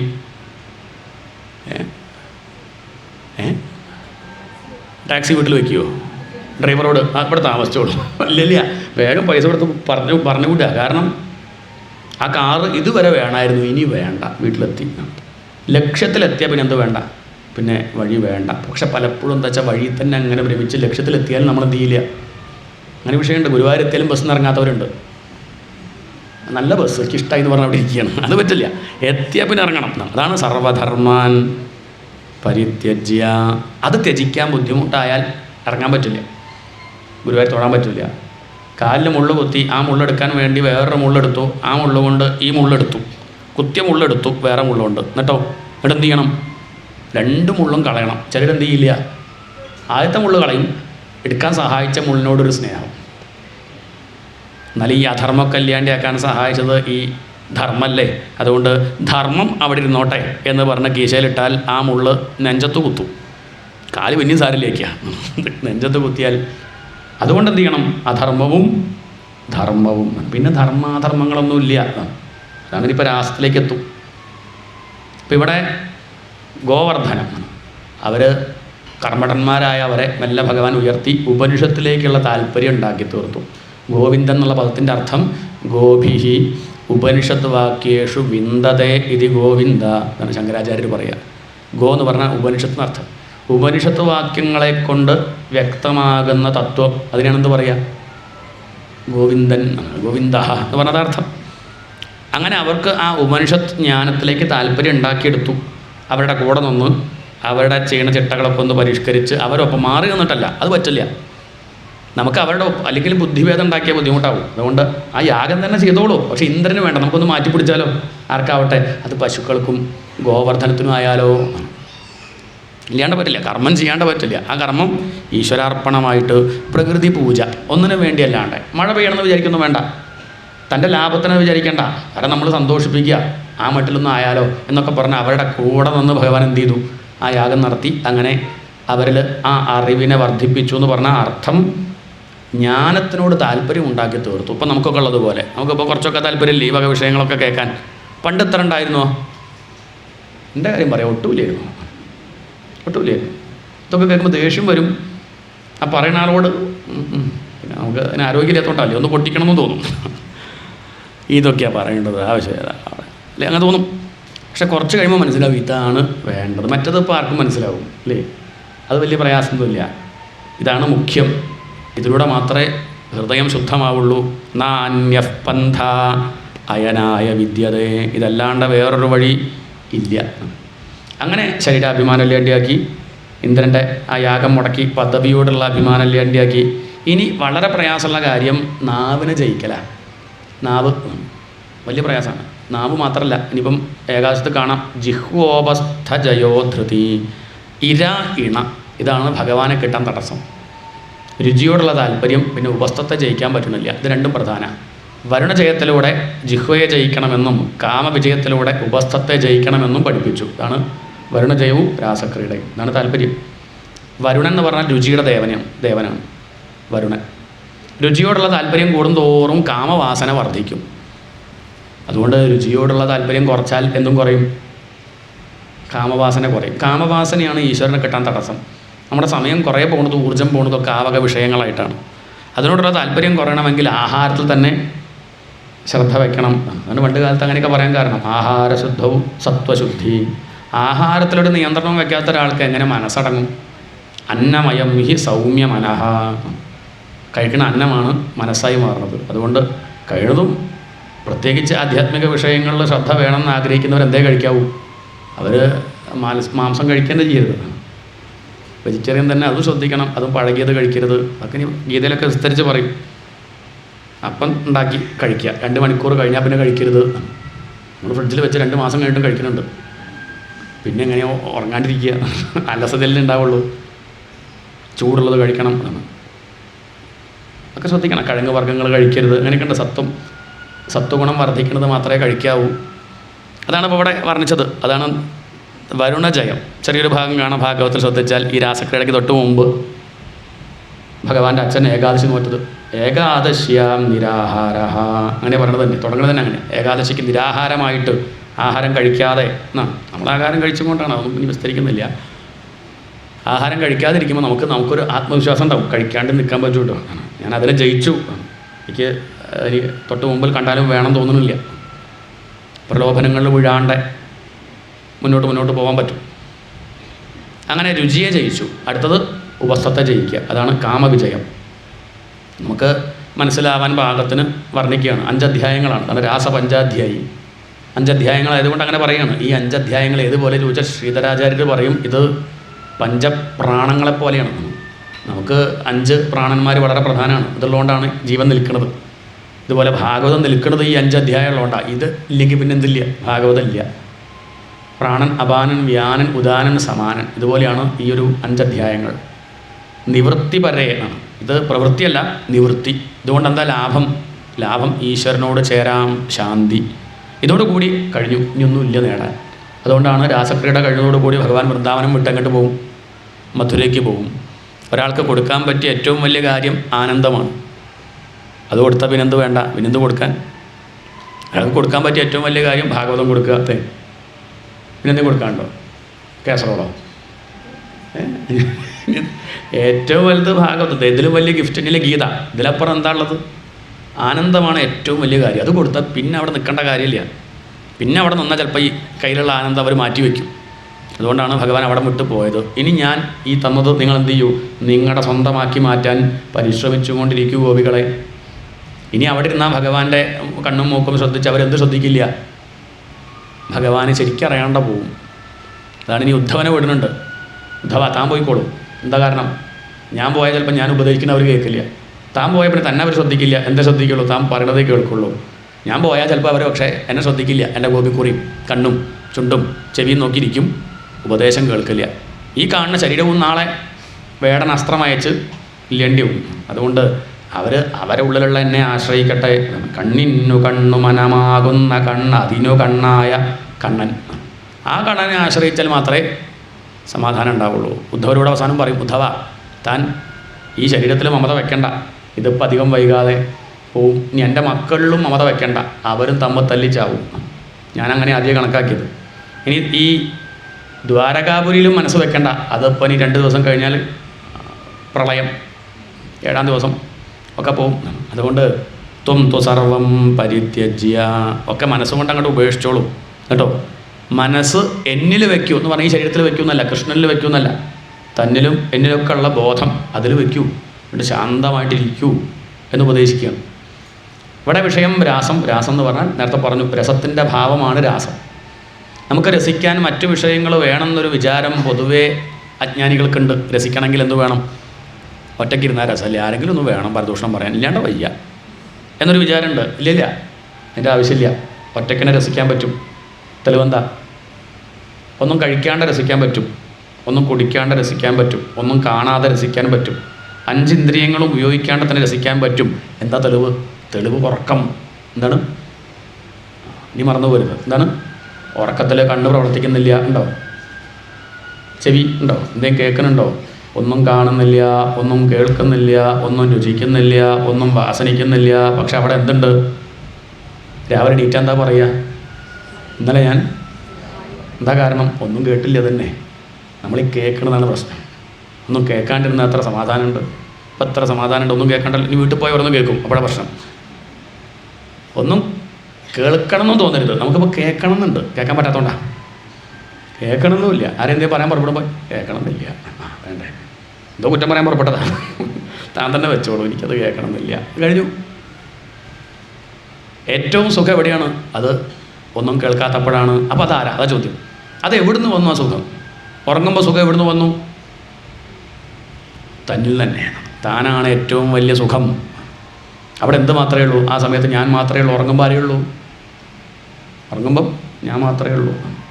സുഖമായി ഉറങ്ങി എന്നല്ലേ പറയണത്. സുഖം എവിടുന്ന് വന്നു? സുഖം പുറമെ എവിടുന്ന് വന്നതല്ല, എന്നിൽ നിന്ന് വന്നു. അപ്പം ഞാൻ ആരാ? ഞാൻ ദുഃഖിയല്ല, ഞാൻ സുഖസ്വരൂപിയാണ്. ഉണർന്നാൽ ദുഃഖം വന്നല്ലോ, അത് മനസ്സെന്ന ചെകുത്താൻ വന്നുകൊണ്ടാണ്. അയാളെ പ്രശ്നക്കാരൻ. മനസ്സിലൊക്കെ ഉണ്ട്, രണ്ടുമുണ്ട്. മനസ്സാണ് ഈ ബുദ്ധിമുട്ടുണ്ടാക്കുന്നത്. മനസ്സ് പൊന്തണത് വരെ എന്തില്ല, ഒരു പ്രശ്നവുമില്ലായിരുന്നു. മനസ്സങ്ങോട്ട് വന്നാൽ തുടങ്ങി പ്രശ്നങ്ങൾ തുടങ്ങി. മനസ്സമാധാനം ഇല്ലേണ്ടി എന്നാ പറയുക. മനസ്സുണ്ടെങ്കിൽ സമാധാനം ഉണ്ടാവില്ല, അത് വേറെ വിഷയം. മനസ്സ് പോയാൽ മാത്രമേ സമാധാനം ഉണ്ടാവുള്ളൂ. അതാണ് ഇവിടെ ആശയം. പക്ഷെ നമ്മൾ പുറമേ നിന്ന് കിട്ടുന്ന സുഖം എന്ന് വിചാരിക്കുന്നത് ഏതുപോലെ ചോദിച്ചാൽ, ചിലർ പറയും സീരിയൽ കാണുമ്പോൾ സുഖമുണ്ട്, പായസം കുടിക്കുമ്പോൾ സുഖമുണ്ട്. അതേതുപോലെ ചോദിച്ചാൽ തൻ്റെ ഉള്ളിലെ ഈ ആത്മാനന്ദം ആ വിഷയത്തിൽ തട്ടി പ്രതിബിംബിക്കുകയാണ്. ഏതുപോലെ ചോദിച്ചാൽ ഒട്ടകം മുൾച്ചെടി കഴിക്കും പോലെ. ഇതാണ് ഉദാഹരണം. മുൾച്ചെടിക്ക് ഒരു സ്വാദുമില്ല, എന്നാലും ഒട്ടകം മുൾച്ചെടി കഴിക്കും. അത് കഴിക്കുമ്പോൾ എന്താ ഉണ്ടാവുന്നത് വെച്ചാൽ, ആ മുള്ള് അതിൻ്റെ ഉള്ളിലുള്ള വായയിൽ കൊണ്ടിട്ട് മുറിഞ്ഞ് അതിൻ്റെ ചോര തന്നെ അത് മുള്ളിനോട് ചേർന്ന് കുടിക്കും. എന്നിട്ട് അഭിപ്രായം പറയും, നല്ല മുൾച്ചെടിക്ക് നല്ല സ്വാദാണ്. അത് അനുഭവിച്ചത് തൻ്റെ സ്വാദാണ്, തൻ്റെ ഉള്ളിലുള്ള ആ ആനന്ദമാണ് ആ ചോര അത് കുടിച്ചത്. പക്ഷെ എന്ത് വിചാരിച്ചു? നായ എല്ലും കഷ്ണം കടിക്കുന്നത് പോലെ. എല്ലിന് പ്രത്യേകിച്ച് സ്വാദമൊന്നുമില്ല. അത് കടിച്ചു പോകുമ്പോൾ എന്ത് പറ്റും? അതിൻ്റെ ചെറി തന്നെ ഇത് കൊണ്ട് അമർത്തി കടിക്കുമ്പോൾ മുറിഞ്ഞിട്ട് ആ ചോര, തൻ്റെ ചോര എല്ലിനോട് കലർന്നത് കുടിക്കും. അപ്പോൾ അതെന്ത് വിചാരിക്കും? എല്ലിൻ്റെ സ്വാദ വിചാരിക്കും. ഇതുപോലെ നമ്മളും പലതും അനുഭവിക്കുമ്പോൾ സുഖമുണ്ടെങ്കിൽ ആ സുഖം തൻ്റെ സുഖമാണ്. അല്ലെങ്കിൽ ഒന്ന് പറയട്ടെ, ആ സുഖം എപ്പോഴും ഉണ്ടാവണം. ഉണ്ടോ? സീരിയൽ കാണുമ്പോഴുള്ള സുഖം എപ്പോഴും ഉണ്ടോ? എപ്പോഴും സീരിയൽ കാണുമ്പോൾ സുഖമുണ്ടോ? ചില എപ്പിസോഡ് കുഴപ്പമില്ല. ഇനി ആ എപ്പിസോഡ് തന്നെ 10 പ്രാവശ്യം കണ്ടാലോ? പായസം വലിയ ഇഷ്ടമാണ്, ഒരു ബക്കറ്റ് പാൽപ്പായസം തന്നാലോ? 6 മാസം പാൽപ്പായസം, രാവിലെ ഉച്ചയ്ക്ക് വൈകുന്നേരം. പറ്റില്ല, മടുക്കും. അപ്പം നിത്യം പ്രിയം ഇല്ല. അതൊരാളുടെ ഉള്ളൂ. ആരോട് മാത്രം? എന്നോട്. എനിക്ക് ഏറ്റവും ഇഷ്ടം ആരോടാ? ഭാര്യ ഇവിടെ ഇരിക്കുന്നുണ്ടെങ്കിൽ ഭാര്യയോട് പറയും, അത്രയും. അതില്ലെങ്കിൽ സത്യം പറയും. ഏറ്റവും ഇഷ്ടം എന്നോടാണ്. അത് കഴിഞ്ഞാലോ? അത് കഴിയുന്നില്ലല്ലോ, അത് കഴിയില്ല, അത് തീരലായിട്ടില്ല. അപ്പം എല്ലാവരോടും ഇഷ്ടമുണ്ടെങ്കിൽ എല്ലാം ഞാൻ എന്ന് വിചാരിച്ചാൽ മതി. അതാണ് തോന്നുന്നതാകിൽ അഖിലം ഞാനിതെന്ന വഴി. അപ്പം എല്ലാവരോടും ഇഷ്ടമാണ്. കാരണം എന്താ? ഇതൊക്കെ ഞാൻ തന്നെ. ഞാൻ നിങ്ങളെ കുറ്റം പറയില്ല, കാരണം ഞാൻ എന്നെ കുറ്റം പറയും പോലെയാ. ഞാൻ നിങ്ങളെ സ്തുതിക്കില്ല, കാരണം ഞാനിതിനെ എന്നെ സ്തുതിക്കുന്നത് പൊങ്ങച്ചം പറയാൻ വിചാരിക്കില്ലേ. അപ്പം അതുകൊണ്ട് ആരെയും പറ്റിയും ഗുണവും പറയണില്ല, ദോഷവും പറയണില്ല, അങ്ങനെ കാണുന്നില്ല എന്നർത്ഥം. അപ്പം ഇതാണ് ഇവിടെ വിഷയം. ആദ്യം വിഷയം പറഞ്ഞു, ഇനിയിപ്പം കാര്യം പറഞ്ഞില്ലെങ്കിൽ കുഴപ്പമില്ല, സംഗതി മനസ്സിലായില്ലേ? ഇവിടെ ആരംഭിക്കുകയാണ് ഭഗവാൻ മനോഹരമായിട്ട് വേണുഗാനം ചെയ്തു. നേരത്തെ പറഞ്ഞ വേണുഗാനം പോലെയല്ല, അത് ശിശുക്കളും പശുക്കളും എല്ലാവരും കേൾക്കാൻ പാകത്തിനാണ്. ഇതങ്ങനെയല്ല. ആര് കേൾക്കട്ടെ? ആ കാവ്യവസ്ത്രം ധരിച്ച ഗോപികൾ മാത്രം കേൾക്കട്ടെ. എല്ലാ ഗോപികളുമല്ല, പക്വമതികൾ മാത്രം. ആ മട്ടിനൊരു വേണുഗാനം, അതാ ഉദ്ദേശം. ഭഗവാനപിതാരാത്രീ ശരദോദ്ഫുല്ലമല്ലിക ആണ് ശബ്ദാലങ്കാരം. പദം കേൾക്കുമ്പം അർത്ഥം അങ്ങോട്ട് മനസ്സിലാവുകയാണ്, വ്യാഖ്യാനിക്കേണ്ട കാര്യമൊന്നും. അങ്ങനെ മനസ്സിലാക്കാൻ പറ്റും. ശരദോദ്ഫുല്ലമല്ലിക, മുല്ലൊക്കെ അങ്ങനെ വിടർന്നു എന്നാണ് പറഞ്ഞത്. അത് കേൾക്കുമ്പോഴേ സംസ്കൃതം അറിയാത്തവർക്കും തന്നെ മനസ്സിലാവും. ശരദോദ്ഫുല്ലമല്ലിക വീക്ഷരന്തും മനശ്ചക്രേ. ആ ഗോപികളെ സന്തോഷിപ്പിക്കണം, അവർക്ക് ആ അനുഭൂതി കൊടുക്കണം. അവർ കുറേ നേരമായി പ്രയത്നിച്ചുകൊണ്ടിരിക്കണം. എന്നെ കിട്ടണമെന്ന് ആഗ്രഹിച്ചും കൊണ്ട് സകല സപ്താഹത്തിനും പോകുന്നുണ്ട്, കണ്ണടയ്ക്കാണ്ട് ഉറങ്ങാണ്ടൊക്കെ നോക്കുന്നുണ്ട്, നിവർന്നിരിക്കുന്നുണ്ട്, എന്തൊക്കെയോ സാധന ചെയ്യുന്നുണ്ട്, രാവിലെ നേരത്തെ നീക്കുന്നു, പ്രദക്ഷിണം വയ്ക്കുന്നു, പാവം കിട്ടിക്കോട്ടെ എന്ന് ഭഗവാൻ വിചാരിച്ച നന്നായില്ലേ അല്ലേ? അത് നമ്മളിങ്ങനെ മെനക്കെടുന്ന അതിന് വേണ്ടി ഇങ്ങനെ കുറേ എന്തായാലും കുറേ നേരെ പാവം കിട്ടണില്ല, അത്ര പരാതി കിട്ടട്ടെ, അങ്ങനെ ഭഗവാന് തോന്നി എന്നർത്ഥം. ഇതാണ് വീക്ഷരന്തും മനശ്ചക്രേ. ഇനി ആ ഗോപികളെ കഷ്ടപ്പെടുത്തണ്ട. അവർ ചെയ്ത സാധന പക്വമായി ആ ഒരു മുഹൂർത്തത്തിൽ അവർക്ക് ആനന്ദം അനുഭവിക്കാൻ പറ്റുകയാണ്. വെറുതെ ഇരുന്നാൽ കിട്ടുമൊന്നുമില്ല. നമ്മൾ വെറുതെ അങ്ങനെ മേപ്പോട്ട് നോക്കിയിരുന്നാൽ കിട്ടും. ചിലർക്ക് അങ്ങനെ കിട്ടിയിട്ടുണ്ടല്ലോ എന്നൊക്കെ പറയും. രമണ മഹർഷി അങ്ങനെ വെറുതെ ഇരുന്നപ്പോൾ കിട്ടി. പിന്നെ കഴിഞ്ഞ ജന്മത്ത് കുറേ മെനക്കെട്ടിട്ടുണ്ടാവും. വെറുതെ ഒന്നും കിട്ടില്ല. പിന്നെ ഭഗവാൻ എന്ന അർജുനന് തലേ കൈവച്ച് കൊടുത്താൽ പോരെ? അർജുന കിട്ടട്ടെ. എന്തിനീ 17 അധ്യായം എന്തിനായിരുന്നു? ഒന്ന് പിന്നെ അർജുനൻ്റെ വകയാണല്ലോ, അല്ലാതെ മറ്റേൻ്റെ ആവശ്യമില്ലായിരുന്നു. അങ്ങനെയൊന്നും കൊടുക്കാൻ പറ്റില്ല. അതൊക്കെ അവനവൻ വേണമെന്ന് കരുതി അത്യധ്വാനം ചെയ്താൽ മാത്രമേ ഉള്ളിലുള്ള വികല്പം തീരണം. കിട്ടേണ്ട വിഷയമല്ല. ആ മറ നീക്കണം വെച്ചാൽ നമ്മൾ തന്നെ കഴുകണം. ഈ ക്ലാവ് പോകണ്ടേ? ക്ലാവ് പോകണമെന്ന് ആര് തേക്കണം? നമ്മുടെ മനസ്സിലല്ലേ ക്ലാവുള്ളത്. അത് വേറെ ആൾക്ക് പോകാൻ പറ്റുമോ? നമ്മൾ തന്നെ ഇരുന്ന് അങ്ങനെ നമ്മുടെ ദോഷം മനസ്സിലാക്കി, വീക്ക്നെസ് മനസ്സിലാക്കി, അതങ്ങനെ ഇല്ലാണ്ടാക്കി നേരെയാക്കിയാൽ ആ തെളിച്ചവിടെ ഉണ്ട്. അത് തിളങ്ങണച്ച ക്ലാവ് പോക്കിയാൽ മതി. വീക്ഷരന്തും മനശ്ചക്രേ. ഈ ഗോപികളുടെ ആ ഉള്ളിലുള്ള കളങ്കം ഏറെക്കുറെ പോയി എന്ന് മനസ്സിലാക്കിയ ഭഗവാൻ അവർക്ക് ആ ആനന്ദം കൊടുക്കണമെന്ന് കണക്കാക്കി. തതോടുരാജഃ കകുഭക്കരിർമുഖം പ്രാച്യാവിലിംബന്നരുണേന ശന്തമൈഹി. ഒരു നിലാവുള്ള രാത്രി ഭഗവാൻ കാട്ടിലേക്ക് പോയി തൻ്റെ ആ മുളന്തൻ്റെ അടുത്ത് ചുണ്ടോട് ചേർത്ത് മനോഹരമായിട്ട് വേണുഗാനം ചെയ്തു. നിശമ്യ ഗീതം. നിശമ്യ കേട്ടിട്ട്. എന്ത് കേട്ടിട്ട്? ഗീതം എന്ന് പറഞ്ഞാൽ ഇവിടെ ശ്രുതി, ഉപനിഷത്ത്, വേദം കേട്ടിട്ട്. എന്താണ്? അതാണ് അർത്ഥം കണ്ടത്. ഈ ബ്രഹ്മചാരികളായിട്ടുള്ള ശിഷ്യന്മാർ ഉപനിഷത്ത് കേട്ടിട്ട്. എന്താണ്? നൈഷ്ഠിക ബ്രഹ്മചാരികളായിട്ട് ആ മഞ്ഞ വസ്ത്രം ഉടുത്തു നിൽക്കുന്ന ആ ഗോപസ്ത്രീകൾ എന്ത് കേട്ടു? ഉപനിഷത്ത് കേട്ടിട്ട്. അതാണ് ചൈതന്യ എന്ന് പറയും. ഇത് ബ്രഹ്മചാരി ആശ്രമത്തിലൊക്കെ പോയി സന്യസിക്കാൻ പുറപ്പെട്ടാൽ നമ്മൾ പിന്നെ പുറപ്പെടുന്നില്ല, നമുക്കിങ്ങനെ അലസനായിട്ടിരിക്കാൻ ഇഷ്ടമായതുകൊണ്ട് അല്ലേ? അങ്ങനെ പുറപ്പെട്ടാൽ എന്താ ഉണ്ടാവുക? ആദ്യം വെള്ള വസ്ത്രം ബ്രഹ്മചാരിയായിട്ട് ഇങ്ങനെ കഴിയുക. പിന്നെ കല്യാണം കഴിക്കണം എന്ന് ആഗ്രഹമില്ല വിചാരിക്കുക. എന്നാൽ പൂർണ്ണമായിട്ട് വിരക്തി വന്നിട്ടുമില്ല. അങ്ങനെ ആകുമ്പം പിന്നെ മഞ്ഞ വസ്ത്രം തരും. പിന്നെ പേര് മാറി, പിന്നെ ചൈതന്യ എന്നാണ് പറയുക. പിന്നെ പൂർണ്ണമായിട്ട് വിരക്തി വന്നാൽ കാവ്യ വസ്ത്രം തരും. പിന്നെ ആനന്ദ, അല്ലെങ്കിൽ പുരി, അല്ലെങ്കിൽ ഗിരി എന്നൊക്കെ പേര്. ഇങ്ങനെയൊക്കെയാണ് ആശ്രമങ്ങളിലൊരു സമ്പ്രദായം. അതാണ് അർത്ഥം, അതാണ് ഇവിടെ താല്പര്യം. പക്ഷെ അതൊന്നും നമുക്ക് മനസ്സിലാവില്ല എന്നുള്ളതുകൊണ്ട് എങ്ങനെ പറയണു? വേണുഗാനം കേട്ടിട്ട് അല്ല. വേണുഗാനം എന്ന് പറഞ്ഞാൽ അർത്ഥം ഉള്ളിൽ വിളിയാണ്, ഇന്നർ വോയിസ്, ഉള്ളിലൊരു വിളി. എന്ത്? സന്യസിക്കണം, സന്യസിക്കണം. പിടിച്ചു നിർത്തിയിട്ട് കാര്യമൊന്നുമില്ല. അവർ പിടിച്ചു നിർത്തിയിട്ട് കാര്യമുണ്ടോ? സന്യസിക്കേണ്ട അവരുടെ കാര്യമുണ്ടോ? സാധിക്കില്ല. ബുദ്ധൻ സന്യസിക്കാണ്ടിരിക്കാൻ എന്തൊക്കെ ചെയ്തു നോക്കി അച്ഛൻ? സാധിച്ചു? മരണം കാണിക്കാണ്ട് നോക്കി, രോഗം കാണിക്കാണ്ട് നോക്കി, പ്രായാവണവരെ കാണിക്കാണ്ട് നോക്കി. എന്നിട്ടോ അതുകൊണ്ട് കുറച്ച് കഴിഞ്ഞ് അങ്ങനെയാണ് ഉള്ളിൽ തോന്നുന്നതെങ്കിൽ വിരക്തി വന്നാൽ നിവൃത്തില്ല. ചട്ടി ചൂടായവനെ കൈവിടില്ലേ? ഇല്ല. മുറുക്കി പിടിക്കും പറഞ്ഞിട്ട് കാര്യമില്ല. ചട്ടി ചൂടായാൽ അയാൾ കൈ വിടും. ഇതൊക്കെ അപകടം എന്ന് മനസ്സിലാക്കിയാൽ ഉടനെ വിരക്തി. പിന്നെ ഭാഗവതം വായിക്കേണ്ട കാര്യമൊന്നുമില്ല. അല്ലാണ്ട് തന്നെ ഇപ്പോൾ നിങ്ങൾക്ക് തലയിൽ തീ വീണു വിചാരിക്കുക, തല കത്തേണ്, പ്രഭാഷണം കേട്ട് വിചാരിക്കുമോ? ആ കത്തിക്കോട്ടെ, പ്രഭാഷണം 12:45 പോവാം. അതൊന്നുമില്ല. അനുവാദം ചോദിക്കുമോ? എക്സ്ക്യൂസ് മീ, ഒന്ന് പുറത്തു പോട്ടെ ചോദിക്കൊന്നുമില്ല. യദഹരേവ വിരഹയത് തദഹരേവ പ്രവ്രജയത്. എപ്പോഴാണോ വിരക്തി വന്നത് അപ്പം തന്നെ നാളെ ആവട്ടെ വിചാരിക്കില്ല. ഇപ്പം തന്നെ, ഈ സമയം തന്നെ കാത്തിരിക്കാണ്ട് പുറപ്പെടും. ഇതാണ് ഗോപസ്ത്രീകൾ വേണുഗാനം കേട്ടു, നാളെ ആവട്ടെ വിചാരിച്ചില്ല. അവർ ഭർത്താക്കന്മാർക്ക് ഭക്ഷണം വിളമ്പിക്കൊണ്ടിരിക്കുക, വേണുഗാനം കേട്ടു, അവിടെ നാളെ ഉണ്ടാവുമായിരിക്കും വിചാരിച്ചു. നമ്മൾ വിചാരിച്ചു സത്സംഗം നാളെ ഉണ്ടാവും, ഇനി ഉണ്ടാവുമല്ലോ വിചാരിക്കും. ഇനി സത്സംഗം ഉണ്ടാവും, നമ്മളുണ്ടാവും അറിയോ? വിവരമുള്ളവർ അങ്ങനെ ചിന്തിക്കുക. നാളെ ഇപ്പം ഭാഗവതമൊക്കെ എല്ലാ കാലവും ഉണ്ടാവും. പക്ഷെ എൻ്റെ അവസ്ഥ എന്തായിരിക്കും? ഈ ഒരു ശ്രദ്ധ, ഈ ഒരു അനുകൂല സാഹചര്യം, ഇപ്പോൾ വലിയ ബുദ്ധിമുട്ടില്ല, വലിയ അസുഖമൊന്നുമില്ല, അത്യാവശ്യം ബുദ്ധിക്കും വലിയ പ്രശ്നം ഡിമെൻഷ്യ ഇല്ല, അൾഷിമേഴ്സൊന്നും ഇപ്പം ഇല്ല, ഈശ്വര സഹായിച്ച് ഇല്ല എന്ന് വിചാരിക്കുക. നാളെ ഇപ്പം എന്താ സ്ഥിതി ആർക്കറിയാം?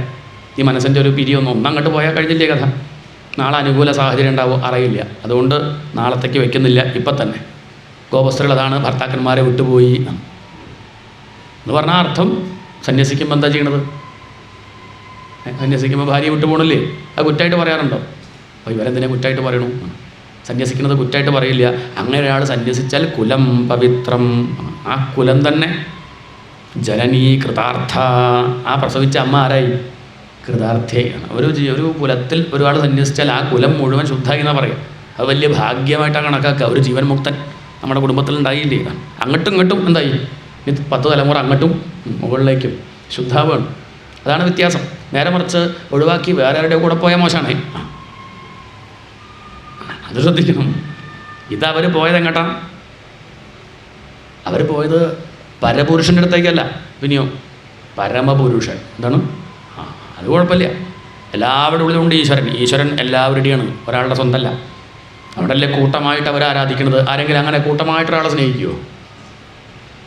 അപ്പോഴേക്കും പൊസസീവ്നെസ് ഉണ്ടാവില്ല. അത് എന്നെ ഇഷ്ടപ്പെട്ടു, തന്നെയാണ് കൂടുതൽ ഇഷ്ടം, അങ്ങനെയൊക്കെ വിഷയം ഉണ്ടാവും. ഇതൊന്നുമില്ല. എല്ലാവരും കൂടി സ്നേഹിക്കണം. എല്ലാവർക്കും ഇപ്പം എല്ലാവരും ഭാഗവതം കേൾക്കാൻ വരുന്നില്ലേ? ഒരാളൊറ്റയ്ക്ക് വരിക. ഭാഗവതം എല്ലാവരുടെയാണ്, ഭഗവാൻ എല്ലാവരുടെയാണ്. ഇത് ഇങ്ങനെയല്ല മനസ്സിലാക്കണമെന്ന് വെച്ചാൽ തെറ്റിദ്ധരിക്കും. ഭഗവാൻ ഒരു പുരുഷനായിട്ടും ഇവിടെ ഗോപസ്ത്രീകളെ സാധാരണ സ്ത്രീകളായിട്ടും കണക്കാക്കുകയാണെങ്കിൽ ഈ കഥയൊന്നും മനസ്സിലാവില്ലെന്ന് മാത്രമല്ല, കുറച്ച് വിഷമമായിട്ട് പോണ്ടി വരും. ഇത് കഴിഞ്ഞിട്ട് ഉള്ളതിനേക്കാൾ അധികം വിഷമം ഉണ്ടാവും. ആ ഗോപസ്ത്രീകൾ വ്യത്യസ്ത വസ്ത്രാഭരണ, അവർ വസ്ത്രവും ആഭരണമൊക്കെ മാറിപ്പോയി പരീക്ഷത്തെ. അവർ കഴുത്തിലിടേണ്ടത് അരയെ കെട്ടി, അരഞ്ഞാനെടുത്ത് കഴുത്തിലിട്ടു, മൂക്കുത്തിലെടുത്ത് കമ്മലാക്കി. എന്നിട്ട് ഒരു കമ്മൽ അന്വേഷിക്കുക. അതിങ്ങനെ ഒരു മുക്കുത്തിയാണ്, അതെടുത്ത് ചെവിയിൽ വെച്ചിട്ട് ബാക്കി അന്വേഷിക്കുകയാണ്. ഒരു ഗോപസ്ത്രീ ഒരു കണ്ണ് എഴുതിയിട്ടുള്ളൂ, മറ്റേ കണ്ണ് എഴുതുമ്പോഴേക്കും വേണുഗാനം കേട്ടു, കണ്ണ് എഴുതാണ്ട് പുറപ്പെട്ടു. മുടി കെട്ടിയിട്ടില്ല, അവർ ശ്രദ്ധിച്ചില്ല, അവർ പുറപ്പെട്ടു എന്ന് പറഞ്ഞ അർത്ഥം അവർക്ക് ദേഹാഭിമാനമില്ല എന്ന് വ്യംഗ്യമായിട്ട് പറഞ്ഞതാണ്. ഭഗവാൻ ജനിച്ച സമയത്ത് ഇവർ പോയിരുന്നു ഭഗവാനെ കാണാൻ. എങ്ങനെ? ഗോപ്യ സ്വമൃഷ്ടമണികുണ്ടല നിഷ്കണ്ഠ്യ ചിത്രാംബര പതിശിഖാച്യുതമാല്യവർഷാ, നല്ല ഇസ്തിരിട്ട് പട്ടുസാരി കൊടുത്ത് ഉണ്ടായ കുട്ടിയെ കാണാൻ പോവുക. അപ്പോഴേക്ക് എന്തൊരു അഭിമാനം അവർക്ക്. വലിയ കുണ്ടലങ്ങളൊക്കെ അണിഞ്ഞ്, മുട്ടുവര വളകൾ, മുടിയൊക്കെ മാടി, മുല്ലപ്പൂവൊക്കെ ചൂടി. അപ്പം അവർക്ക് അഭിമാനം ഉണ്ടായിരുന്നു. പഴയ ഗോപികളല്ല ഇപ്പം. ഭഗവാൻ ആ ഗോപസ്ത്രീകൾക്ക് ആ വസ്ത്രാപഹാര ലീലയിലൂടെ എന്തോ ഒരു ദീക്ഷ, ഒരു ശക്തിപാതം അവിടെ ഉണ്ടായിട്ടുണ്ട്. ഭഗവാൻ ഒരു ദീക്ഷ കൊടുത്തിട്ടുണ്ട്. ആ വസ്ത്രം കൊടുക്കുമ്പം എന്തോന്ന് കൂടെ കൊടുത്തിട്ടുണ്ടെന്ന് അർത്ഥം. അതാണ് കാണിച്ചിരുന്നത്. അങ്ങനെ അവർ ഭഗവാന്റെ അടുത്തേക്ക് പുറപ്പെട്ടു, ദേഹാഭിമാനം ഒട്ടുമില്ലാതെ. അങ്ങനെ വസ്ത്രം ശ്രദ്ധിച്ചില്ല അവർ. അവർക്ക് കാലും ദേശമൊന്നും അവർ അറിയണില്ല. രാത്രി സമയത്ത് ഭഗവാന്റെ അടുത്തേക്ക് ചെന്നു. ഭഗവാൻ അവരുടെ വിരക്തി പരിശോധിക്കാൻ വേണ്ടി ഭഗവാൻ എന്ത് ചെയ്തു? ചില ചോദ്യങ്ങൾ ചോദിച്ചു. അല്ലയോ ഗോപസ്ത്രീകളെ, നിങ്ങൾക്ക് ഭർത്താക്കന്മാരില്ലേ? മക്കളില്ലേ? അച്ഛനമ്മമാരില്ലേ? ഇപ്പോൾ ധർമ്മം അനുഷ്ഠിക്കണ്ടേ? അതല്ലേ മുഖ്യം. എന്താണ്? സന്യസിക്കാനായിട്ട് പുറപ്പെട്ട് വന്നാൽ ആ ഗുരുനാഥൻ ശിഷ്യനോട് ചോദിക്കുക എന്താണെന്നറിയോ? എന്താ ചോദിക്കുക? ഉടനെ കാവ്യ വസ്ത്രം കൊടുക്കുമോ? അങ്ങനെ കൊടുത്താൽ ആ ഗുരുനാഥനാവും ചീത്തപ്പേര്, ഇയാളെ അപകടം കാണിച്ചാൽ. ചില ആശ്രമം അങ്ങനെ കണ്ടിട്ട് പോണ വഴിക്കൊക്കെ കൊടുക്കുന്നവരുണ്ട്. അത് കൊടുത്തു കഴിഞ്ഞാൽ ആശ്രമത്തിന് ചീത്തപ്പേരാവും. കാരണം ആളില്ലേ, നോക്കി നടത്താൻ ആളില്ലേ. അപ്പം അങ്ങനെയൊക്കെ ആകുമ്പം അങ്ങനെയൊക്കെ കൊടുത്തിട്ടാണ് ചിലത് അപകടമായി പോകുന്നത്. പക്ഷേ നല്ലൊരു ഗുരുനാഥനാണെങ്കിൽ നല്ലോണം ചോദിക്കും, ഒക്കെ അന്വേഷിച്ചിട്ട് തന്നെയാണോ, ഉറപ്പിച്ചിട്ടാണോ വരുന്നത്, പെട്ടെന്ന് അങ്ങോട്ടൊരു തോന്നലുണ്ടായിട്ട് പുറപ്പെട്ടതാണോ, സന്യാസിമാർക്ക് അത്യാവശ്യം ഒരു ഗൗരവമുണ്ടെന്ന് കണ്ടപ്പം പുറപ്പെട്ട് പോകുന്നതാണോ? ഇപ്പോഴത്തെ കാലത്ത് സന്യാസി അവ ഗ്ലാമർ, ഒന്നുകൂടി ഒരു കേമത്വം, അങ്ങനെയൊക്കെ ഉണ്ടാവാമല്ലോ. ആലോചിച്ചിട്ട് തന്നെയാണോ? ഭാര്യയില്ലേ, മക്കളില്ലേ, അച്ഛനമ്മമാരില്ലേ, ചോദിക്കില്ലേ, ജോലിയില്ലേ? ഇത് കഴിഞ്ഞാൽ താനെങ്ങനെ ജീവിക്കും? സന്യാസിക്കൊന്നുമില്ല, സമ്പാദിക്കാൻ പറ്റില്ല. ആലോചിച്ചിട്ടാണോ? ഒരു സൂക്കട് വന്നാൽ ആര് നോക്കും? അപ്പം നമ്മൾ പറയും, അത്ര ആലോചിച്ചില്ല, ഞാൻ ആൾക്കാർ നമസ്കരിക്കുന്നത് മാത്രമേ ആലോചിച്ചുള്ളൂ, പിന്നെ അത്യാവശ്യം എ സിയിൽ ഇങ്ങനെ ഇരിക്കുക, അങ്ങനെയൊക്കെയുള്ള ഗുണങ്ങൾ മാത്രം കണ്ടു പോകുന്നതാ. ഇത്ര ആലോചിച്ചില്ല, എന്നാൽ പോയിക്കോളും. ചിലർ പറയും ഗുരുനാഥ നല്ലോണം ആലോചിച്ചു, ഭാര്യ മക്കളും അവരുടെ കാര്യമോ. ഗുരുനാഥ ഞാനൊന്ന് അങ്ങോട്ട് ചോദിച്ചോളൂ, ഞാൻ ഇപ്പം അങ്ങോട്ട് മരിച്ചാൽ എൻ്റെ ഭാര്യ മക്കളുടെയും കാര്യം എന്താ? അല്ല അങ്ങനെ വരാതെ അവരെ, അതാ സന്യാസം. മരിച്ചു, ഇനി ആ ആളെ നോക്കണ്ട, ആ ആൾ മരിച്ചു, അയാൾക്ക് പിണ്ടം വയ്ക്കും. അല്ല അങ്ങനെയും സംഭവിക്കാമല്ലോ, മരിച്ചാൽ എന്ത് ചെയ്യും? എല്ലാ കാര്യവും ഭാര്യ മക്കളും തന്നെ ആശ്രയിച്ച് കഴിയണം. അവരൊക്കെ നോക്കുന്നത് ആരാണ്? എല്ലാവരെയും നോക്കുന്നത് ഭഗവാൻ എന്ന ഉറപ്പ് വരുന്നവനാണ് എന്ത് ചെയ്യണത്? സന്യസിക്കുന്നത്. അത് വ്യത്യാസം, കാഴ്ചപ്പാടിൻ്റെ വ്യത്യാസമാണ്. അതുകൊണ്ട് ഞാനൊക്കെ ഉപേക്ഷിച്ചു വന്നതാണ്. അതറിയാനാണ് ഭഗവാൻ ചോദിച്ചത് എന്ത്? ഭർത്താക്കന്മാരില്ലേ? അപ്പോൾ അവർ പറഞ്ഞു ഭർത്താക്കന്മാരൊക്കെ ഉണ്ട്, പക്ഷേ അവരിലൂടെ ഞങ്ങൾ ചെയ്യുന്നത് അങ്ങയെ സേവിക്കുകയാണ്. അങ്ങയെ തന്നെ വേറെ കണ്ടാൽ പിന്നെ അവരെ സേവിക്കണം. എത്ര കാല വിഗ്രഹത്തെ ആരാധിക്കുക? ഭഗവാനെ കാണുന്നത് വരെ. ഭഗവാനെ കണ്ടാൽ പിന്നെ വിഗ്രഹത്തെ ആരാധിക്കേണ്ട കാര്യമുണ്ടോ?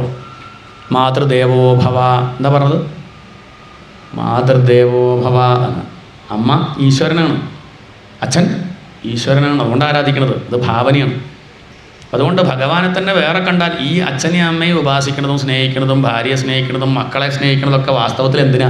ഭഗവാനെ കിട്ടാൻ. എന്തിനാണ്? അതാണ് ഞാൻ അവിടെ കാണാം പ്രണയഗീതം. മൈ ഇവം വിഭോർഹതി ഭവാൻ ഗതിതും നൃശംസം. അവരുടെ ഉള്ളിലുള്ള ഭക്തിയും അവരുടെ വൈരാഗ്യവും അവർ ചെയ്ത സാധനകളൊക്കെ ഇവിടെ കാണാം. ആ ഒരു ശ്ലോകം, കുറച്ച് ശ്ലോകങ്ങളുണ്ട്, അത് ശ്രദ്ധിച്ചാൽ മനസ്സിലാവും. ഭഗവാനെ അങ്ങ് ഞങ്ങളോട് പോകാൻ പറയരുത്, അത് അങ്ങേക്ക് ചേർന്നതല്ല. അങ്ങയുടെ പ്രതിജ്ഞ ലംഘിക്കരുത്. അങ്ങനെയല്ലേ പറഞ്ഞത്? എന്ത്? അങ്ങയെ ആശ്രയിച്ചാൽ പിന്നെ അവർക്ക് ദുർഗതിയില്ല. അങ്ങയെ ആശ്രയിച്ചാൽ അവരുടെ സകല കാര്യങ്ങളും അങ്ങ് നോക്കിക്കോളും. അങ്ങല്ലേ പറഞ്ഞത്? നമേ ഭക്ത പ്രണശ്യതി എന്നൊക്കെ അങ്ങ് പറഞ്ഞില്ലേ? എല്ലാം വിട്ട് വന്നവരെ ഞാൻ നോക്കുമെന്ന് പറഞ്ഞിട്ടില്ലേ? ഞങ്ങളെല്ലാം വിട്ട് വന്നവരാ. തൽക്കാലം കുറച്ചു നേരം ഇവിടെ നിന്നിട്ട് നൃത്തം വെച്ച് തിരിച്ചു പോകാമെന്നുള്ള സങ്കല്പത്തിലല്ല. എന്താണ്? അവിടെ ഒരു ഡാൻസ് പ്രോഗ്രാം ഉണ്ട് അത്ര രാത്രി, DJ അവിടെ പോയിട്ട് കുറച്ച് ചാടി. ആ ഉദ്ദേശത്തിലല്ല ഇവിടെ വന്നു. ഇനി ഞങ്ങൾ തിരിച്ചു പോകണില്ല. നഹിസ പുനരാവർത്തതേ. അവിടെ എത്തിയവൻ പിന്നെ തിരിച്ചു പോവില്ല. മോക്ഷം കിട്ടിയാൽ പിന്നെ ഉപ്പുപാവ കടലിൻ്റെ ആഴം അളക്കാൻ പോയതാ. നമ്മൾ കാത്തിരിക്കുക, ആര് വരും? അങ്ങനെ ഒരാൾ പോയില്ലേ? ചിന്മയാനന്ദ സ്വാമി പോയതാ, ആഴം അളക്കാൻ പോയതാ. ഈ സന്യാസിമാരൊക്കെ നാട്ടുകാരെ പറ്റിച്ച് താടി നീട്ടി നടക്കുകയാണ്. ഞാനത് നേരെയാക്കി വരാമെന്ന് പറഞ്ഞ് പോയി, അയാൾ അവിടെ സന്യസിച്ചു. കടലിൻ്റെ ആഴം അളക്കാൻ പോയാൽ അത് കടലിനോട് ചേരും, അത്രയാണ്. ആഴളക്കാൻ കൊണ്ടുപോയ സ്കെയിൽ ഉപ്പിൻ്റെ സ്കെയിലാണ്. അപ്പോൾ സ്കെയിലും വരില്ല. മനസ്സും ശരീരവും ഒക്കെ അതിനോട് അങ്ങോട്ട് ചേരും എന്നല്ലാതെ നഹിസ പുനരാവർത്തതേ. അതുകൊണ്ട് ഭഗവാനെ ചിന്തിക്കൂ. ചിന്തിക്കാൻ പുറപ്പെട്ട എന്തായി മാറും? ചിന്തിക്കുന്നവൻ ആയി മാറും തന്നെ. അത് ഭഗവാൻ ഒക്കെ ഒന്നായി മാറുകയാണ്. ത്രിപുടി നശിക്കുക എന്നൊക്കെ പറയും. ഇവരിവിടെ പറയാണ് കൃത്യമായിട്ട് ഇവർക്ക് ഭഗവാനെ പറ്റി ധാരണ ഉണ്ട്. ഞങ്ങളിവിടെ ഭർത്താവിനെ പൂജിക്കുന്നത് അങ്ങയെ കിട്ടാനല്ലേ. അങ്ങയെ കിട്ടിയാൽ പിന്നെ ഭർത്താവിൻ്റെ ആവശ്യമുണ്ടോ? സർവധർമാൻ പരിത്യജ്യ. അവിടെയാണ് അതിൻ്റെ പ്രസക്തി. എല്ലാം ഒഴിവാക്കി വന്ന ഇത്രയും കാലം ഞങ്ങൾ ഇതിലൊന്നും ഒരു പോരായ്മ ചെയ്തിട്ടില്ല. അല്ലെങ്കിൽ ഒരു ഇതുവരെയും ഭർത്താവിനെ നോക്കാണ്ടിരുന്നിട്ടില്ല, അച്ഛനെ നോക്കാണ്ടിരുന്നിട്ടില്ല. ഇതുവരെയും ഞങ്ങളെപ്പറ്റി ഒരാൾക്കൊരു ആക്ഷേപം പറയാനുണ്ടാവില്ല. അത്രയ്ക്കും വെട്ടിപ്പായിട്ട് കാര്യങ്ങൾ ചെയ്തു. കുറച്ച് കഴിഞ്ഞാൽ വിടണ്ടേ? വേണ്ടേ? 19 വയസ്സ് കഴിഞ്ഞാൽ വാനപ്രസ്ഥം വേണ്ടേ? പിന്നെ അവിടെ പേരക്കുട്ടിൽ നോക്കിയിരുന്നാൽ കുറച്ചൊക്കെ നോക്കണം, വേണ്ട. എന്നാൽ ഇടയ്ക്കൊക്കെ ആശ്രമത്തിക്കൊക്കെ വരിക. ഇങ്ങനെ പല ആശ്രമങ്ങളും ഉണ്ടാവും, അതിലൊക്കെ ഒന്ന് കൂടുക, അതിന് വേണ്ട കാര്യങ്ങളൊക്കെ ചെയ്യുക. അതാണ് വാനപ്രസ്ഥം. ഇനി കാട്ടിലേക്ക് പോകാൻ നിൽക്കണ്ട, ഇവിടെ കമ്മിറ്റി കൂടിയാൽ മതി. എന്നിട്ട് എന്തെങ്കിലുമൊക്കെ ആയിട്ട് വേണ്ട കൈകാര്യം ചെയ്തും കൊണ്ട് ഇവിടെ അങ്ങനെ കൂടി ഒരു സത്സംഗം ആയിട്ടിരുന്നില്ലെങ്കിൽ മനസ്സ് വിഷയങ്ങളിൽ പറ്റിയാൽ വലിയ വിഷമമായിട്ട് മാറും. ഒരു പ്രായം കഴിഞ്ഞാൽ പ്രത്യേകിച്ച്. കാരണം ഒക്കെ തളരുകയാണ്. പഴയ പോലെ ആരോഗ്യമൊന്നും ഉണ്ടാവില്ല മനസ്സിനും ശരീരത്തിനും. ചെറിയ പ്രശ്നം പോലെ എന്തായി മാറും? മൈൻഡ് ചെയ്തില്ല, ചിരിച്ചില്ല, മിണ്ടിയില്ല, കേട്ടില്ല, ഇങ്ങനെയൊക്കെ വലിയ വിഷയം മാറും. അപ്പം അതുകൊണ്ട് ഒരു പ്രായം കഴിഞ്ഞാൽ പൂർണ്ണമായിട്ട് എന്ത് ചെയ്യണം? മനസ്സ് ഭഗവാന് കൊടുക്കണം. 2 കൈയുണ്ടല്ലോ, രാമകൃഷ്ണദേവൻ പറയും 2 കൈയുണ്ട്. അതുകൊണ്ട് എന്ത് ചെയ്യണം? കുറച്ച് വിവരമുള്ളവൻ 2 കൈയുണ്ടെങ്കിൽ ഒരു കൈ കൊണ്ട് ഭഗവാനെ മുറുക്കി പിടിക്കണം. മറ്റേ കൈ കൊണ്ട് ഭാര്യ മക്കളും കുടുംബമൊക്കെ ഉണ്ടായിക്കോട്ടെ, ജോലി ഒക്കെ ഉണ്ടാവുമല്ലോ, മുറുക്കി പിടിച്ചോളും. കുറച്ച് കഴിഞ്ഞാൽ എന്ത് ചെയ്യണം? ഒരു 50 വയസ്സ് കഴിഞ്ഞാൽ 2 കൈ കൊണ്ടും ഭാര്യ മക്കളെയും 2 കൈ കൊണ്ട് ഭഗവാനെ പിടിക്കണം. കാരണം ഇതാണ് എല്ലാ കാലവും ഉണ്ടാവുക. മറ്റത് പോയേക്കാം എന്ന് കരുതി നോക്കണ്ടെന്നല്ല, ഉള്ളപ്പോൾ നല്ലോണം നോക്കുക. പക്ഷെ മനസ്സിലാക്കണം, ഇതാണ് എനിക്ക് മുഖ്യം. ഇതവിടെ ഉള്ളത് കൊണ്ടാണ് ഞാൻ ഭാര്യയെ സ്നേഹിക്കുന്നത്, മക്കളെ സ്നേഹിക്കാൻ കാരണം ഈ ഭഗവാനുള്ളത് കൊണ്ടാണ്. ഭഗവാനില്ലെങ്കിൽ ഒന്നിനോട് സ്നേഹമില്ല. ഏറ്റവും സ്നേഹം നമുക്ക് ഈശ്വരനോടാണ്. നിത്യപ്രിയേ പതിസുതാധിപിരാർത്തിദൈഹിക്കും. നിത്യപ്രിയൻ ഭഗവാന്റെ പേരാ. ബാക്കിയുള്ളവരൊക്കെ അനിത്യപ്രിയന്മാരാ. നമുക്ക് ആരോടും നിത്യമായിട്ട് സ്നേഹമൊന്നുമില്ലല്ലോ. ഉണ്ടോ? ഭർത്താവിനോട് എപ്പോഴും സ്നേഹമുണ്ടോ? ഉണ്ടോ? എപ്പോഴെങ്കിലേ ഉള്ളൂ, അത് വേറെ വിഷയം. അല്ല, ഇനി ഇപ്പം കുറച്ച് കഴിഞ്ഞ് നമ്മൾ പറയില്ലേ, ഒന്നും മിണ്ടാണ്ടിരിക്കും, ഞാനൊന്ന് ഉറങ്ങട്ടെ പറയില്ലേ? ഇല്ല. എത്ര വലിയ കാമുകനായാലും കാമുകിയായാലും ഇങ്ങനെ മിണ്ടിക്കൊണ്ടിരുന്ന ഒന്ന് ഉറങ്ങിക്കോട്ടെ, ബാക്കി നാളെ രാവിലെ പറഞ്ഞാലോ എന്ന് ചോദിക്കില്ലേ? ഇനി മകനാണ്, ഇഷ്ടമുണ്ട്, അടുത്ത് വന്ന് കുറച്ച് നേരം കഴിഞ്ഞാൽ എന്ത് പറയും? ഒന്നും മിണ്ടാണ്ടിരിക്കും കൂട്ടാ, അച്ഛനൊന്ന് ഉറങ്ങട്ടെ, നാളെ രാവിലെ പറയാൻ ബാക്കിയെന്ന് പറയില്ലേ? അപ്പോൾ ഏറ്റവും ഇഷ്ടം ആരോടാ? ഉറങ്ങണത് എങ്ങോട്ടാണ് പോണത്? ഞാൻ എന്നോട് കൂടി ഇരിക്കട്ടെ എന്നാണ്. എനിക്ക് ഏറ്റവും ഇഷ്ടം തന്നെയാണ്. ബാക്കിയുള്ളതൊക്കെ കുറച്ച് കഴിഞ്ഞാൽ മടുക്കും. ഉറക്കം മടുക്കില്ല കേട്ടോ. ഉറക്കം ഇന്ന് വരെ ആർക്കും എല്ലാ പണിയും ചെയ്യണത് ഉറങ്ങാനാ. ഉറക്ക ഗുളിക കഴിക്കുന്നു, ഇഞ്ചക്ഷൻ വയ്ക്കുന്നു, എന്തൊക്കെയോ. ഒന്ന് ഉറങ്ങിയിട്ട് അത്ര കാലായി. കാരണം എല്ലാവരുടെയും പരാതി എല്ലാം ഉറങ്ങാനാണ്. അത് മടുക്കണില്ല. അലാറം അടിഞ്ഞാൽ നമ്മൾ എന്ത് ചെയ്യും? ചില അങ്ങനെ ഉണ്ട്, അരമണിക്കൂർ മുന്നേ വയ്ക്കും. എന്നിട്ട് നോക്കിയിട്ട് അനി അരമണിക്കൂർ കൂടി ഉണ്ട്, അതിന് വേണ്ടിയിട്ടാണ്. ആകെ ജീവിതത്തിൽ ആ രസമേ ഉള്ളൂ. വേറൊരു ഇനി അരമണിക്കൂർ കൂടി ഉണ്ടല്ലോ ഭഗവാന്റെ ഒപ്പം. അവിടെ ഒന്നുമില്ല, ഈശ്വരൻ മാത്രം, അല്ലെങ്കിൽ ഞാൻ മാത്രം. അപ്പോൾ ഏറ്റവും ഇഷ്ടം ആരോടാ? എന്നോടല്ലേ, അല്ലെങ്കിൽ ഈശ്വരനോടല്ലേ എന്ന് പറഞ്ഞ അർത്ഥം ഈ ഗോപികൾ സാധാരണ പെണ്ണുങ്ങളായിട്ട് കണക്കാക്കേണ്ട, ഒന്നും അറിയാത്തവരാ വിചാരിക്കേണ്ട. അത് ബോധിപ്പിക്കാനാണ് ഈ പ്രണയഗീതം ഇവിടെ ഭാഗവത്തിൽ വെച്ചത്. ഇവർ നിസ്സാരക്കാരല്ല. ഈ ചിന്മയാനന്ദസ്വാമി ഒരു കഥ പറയും. ഏതുപോലെ ചോദിച്ചാൽ, സർവധർമാൻ പരിത്യജ്യ. ഇത് പലർക്കും സംശയം ഉണ്ടാവുന്ന കാര്യമാണല്ലോ. അതിന് ഉത്തരം പറയാം. ഏതുപോലെ ചോദിച്ചാൽ, ഉദാഹരണം പോൾ വാൾട്ട് പോലെ ഒരു ഗെയിമാണ്, ഒളിമ്പിക്സിൽ കാണാം. വലിയൊരു വടി കുത്താൻ, വലിയൊരു നീളമുള്ള വടിയായിട്ട് ഓടി വന്ന് അതങ്ങോട്ട് കുത്തി പൊന്തും. പൊന്തിക്കഴിഞ്ഞാൽ വിലങ്ങനെ ഒരു വടി ഉണ്ടാവും. അവിടേക്ക് അതിൻ്റെ അപ്പുറത്തേക്ക് എത്തണം. അപ്പുറത്തേക്ക് എത്തണം എന്ത് ചെയ്യണം? ഈ വടി വിട്ടാലേ അപ്പുറത്തേക്ക് എത്തുള്ളൂ എന്നാണ്. ആ വടിക്ക് പറഞ്ഞ പേര് പോൾ എന്നാണ്. അതെടുത്തിട്ടാണ് ഓടി വരിക. അതാണ് ധർമ്മം. നമുക്ക് ഉയരണമെങ്കിൽ എന്ത് വേണം? ധർമ്മം അനുഷ്ഠിക്കണം. കുറച്ച് മര്യാദ സമ്പ്രദായമൊക്കെ കുട്ടിക്കാലത്ത് ഉണ്ടെങ്കിൽ എന്തുണ്ടാവുള്ളൂ? നമുക്ക് ചിത്തശുദ്ധി ഉണ്ടാവുള്ളൂ, ഉയർന്നു വരാൻ പറ്റുള്ളൂ. അപ്പോൾ ആ വടി വേണം, ധർമ്മം വേണം. ധർമാനുഷ്ഠാനം കൊണ്ട് പൂജ വേണം, ഉപാസന വേണം, ഒക്കെ വേണം. വേണ്ട പറയരുത്. രാവിലെ എണീക്കണം, കുളിക്കണം, കുറി തൊടണം, നാമം ജപിക്കണം, ഒന്നും വേണ്ടാന്ന് പറയാൻ പാടില്ല. കാരണം അതൊക്കെ ഉണ്ടെങ്കിലേ ഒരു ഒരു ഒരു ഒരു ഒരു അടക്കണ്ടാവും, ഒരു ചിട്ടുണ്ടാവും. അങ്ങനെ പടിയായിട്ട് ഉയർന്നാൽ മാത്രമേ ഈ പറഞ്ഞ വിഷയമൊക്കെ കേൾക്കാൻ പറ്റുള്ളൂ, കേട്ടാലും മനസ്സിലാവുള്ളൂ. കുറച്ചങ്ങോട്ട് കഴിഞ്ഞാൽ എന്ത് ചെയ്യണം? ഉയർന്നു കഴിഞ്ഞാൽ ആ വടിയും പിടിച്ചിരുന്ന താഴത്തേങ്ങനെ വിടും. അപ്പുറത്തേക്ക് പോയാലും ജയിക്കാൻ പറ്റും. ജയിക്കണമെങ്കിൽ എന്ത് വേണം? ഈ പിടിച്ച വടി വിടേണ്ടി വരും. അതാണ് സർവധർമാൻ പരിത്യജ്യ. ഭഗവാന്റെ മടിക്കാൻ വിടാൻ പോണതേ എന്താണ്? ഭഗവാൻ അങ്ങനെ കാണിക്കുമ്പോൾ പിന്നെ മടിയുണ്ടോ? താഴത്തുനിന്ന് അച്ഛൻ കൈ നീട്ടാണ്, മോനെ വിട്ടോളൂ ഞാൻ പിടിക്കാം എന്ന് പറഞ്ഞാൽ പിന്നെ അച്ഛന് വിശ്വാസമുള്ള മകൻ എന്തില്ല? ആ കൈ വിടാൻ ഒരു ഭയവുമില്ല. ആര് നോക്കിക്കോളും? എൻ്റെ രക്ഷ ഭഗവാൻ ഏറ്റെടുത്തിട്ടുണ്ട് എന്നറിഞ്ഞാൽ പിന്നെ അതാണ് ഗോപികൾ പറയണതേ. അതുകൊണ്ട് ഞങ്ങൾ എല്ലാം ഉപേക്ഷിച്ച് വന്നവരാണ്, തിരിച്ചു പോകാൻ ഉദ്ദേശിച്ചിട്ടില്ല എന്ന് പറഞ്ഞതും ഭഗവാൻ അവർക്ക് ആ ആനന്ദം കൊടുക്കാൻ തീരുമാനിച്ചു. അവരുടെ കൂടെ നൃത്തം വെച്ചു. നൃത്തം എന്നുള്ളത് ഇവിടെ ആനന്ദത്തെ സൂചിപ്പിക്കുകയാണ്. ആനന്ദം ഉണ്ടാകുമ്പം നമ്മൾ നൃത്തം വയ്ക്കും. നൃത്തം എന്ന് പറഞ്ഞാൽ അഭിമാനമില്ല. ശരിക്കും അങ്ങനെ നൃത്തം തുടങ്ങിയത് എന്താണ്? അഭിമാനമില്ലാതെ അങ്ങനെ ഉള്ളിലുള്ള ഇളക്കം, ഉള്ളിലുള്ള ആനന്ദം, അങ്ങനെ അതാണ് നൃത്തമായിട്ട് പരിണമിക്കുന്നത്. ലജ്ജയില്ല. നമുക്കിപ്പോൾ നൃത്തം വയ്ക്കാൻ പറഞ്ഞാൽ നമ്മൾ ചുറ്റും നോക്കില്ലേ? നാമം ജപിക്കാൻ പറഞ്ഞാൽ മതി, എന്നാൽ ചുറ്റും നോക്കും. നമുക്ക് ഞാൻ നാമം ജപിക്കണത് രണ്ടാൾ കണ്ടാൽ മോശമല്ലേ? അഭിമാനം ഉണ്ടെങ്കിൽ സാധിക്കില്ല. അഭിമാനമില്ലാത്തവർക്കൊരു കുഴപ്പമില്ല. അവർ കണ്ണടച്ച് നൃത്തം വയ്ക്കും. ചിലപ്പോൾ കണ്ണ് തുറന്നിട്ടും ആര് കണ്ടാലെന്താ, എന്ത് പറഞ്ഞാലെന്താ. അപ്പം അഭിമാനം പോയി എന്നർത്ഥം. അതാണ് അവരനുഭവിച്ചത് ആനന്ദം. ഭഗവാൻ ആ ഗോപികളുടെ കൂടെ നൃത്തം വെച്ചു എന്ന് പറയാണ്. അപ്പോഴും ഇവിടെ എടുത്തു പറഞ്ഞു, ആർക്ക് വേണ്ടി? ഗോപികൾക്ക് വേണ്ടി. എന്താണ്?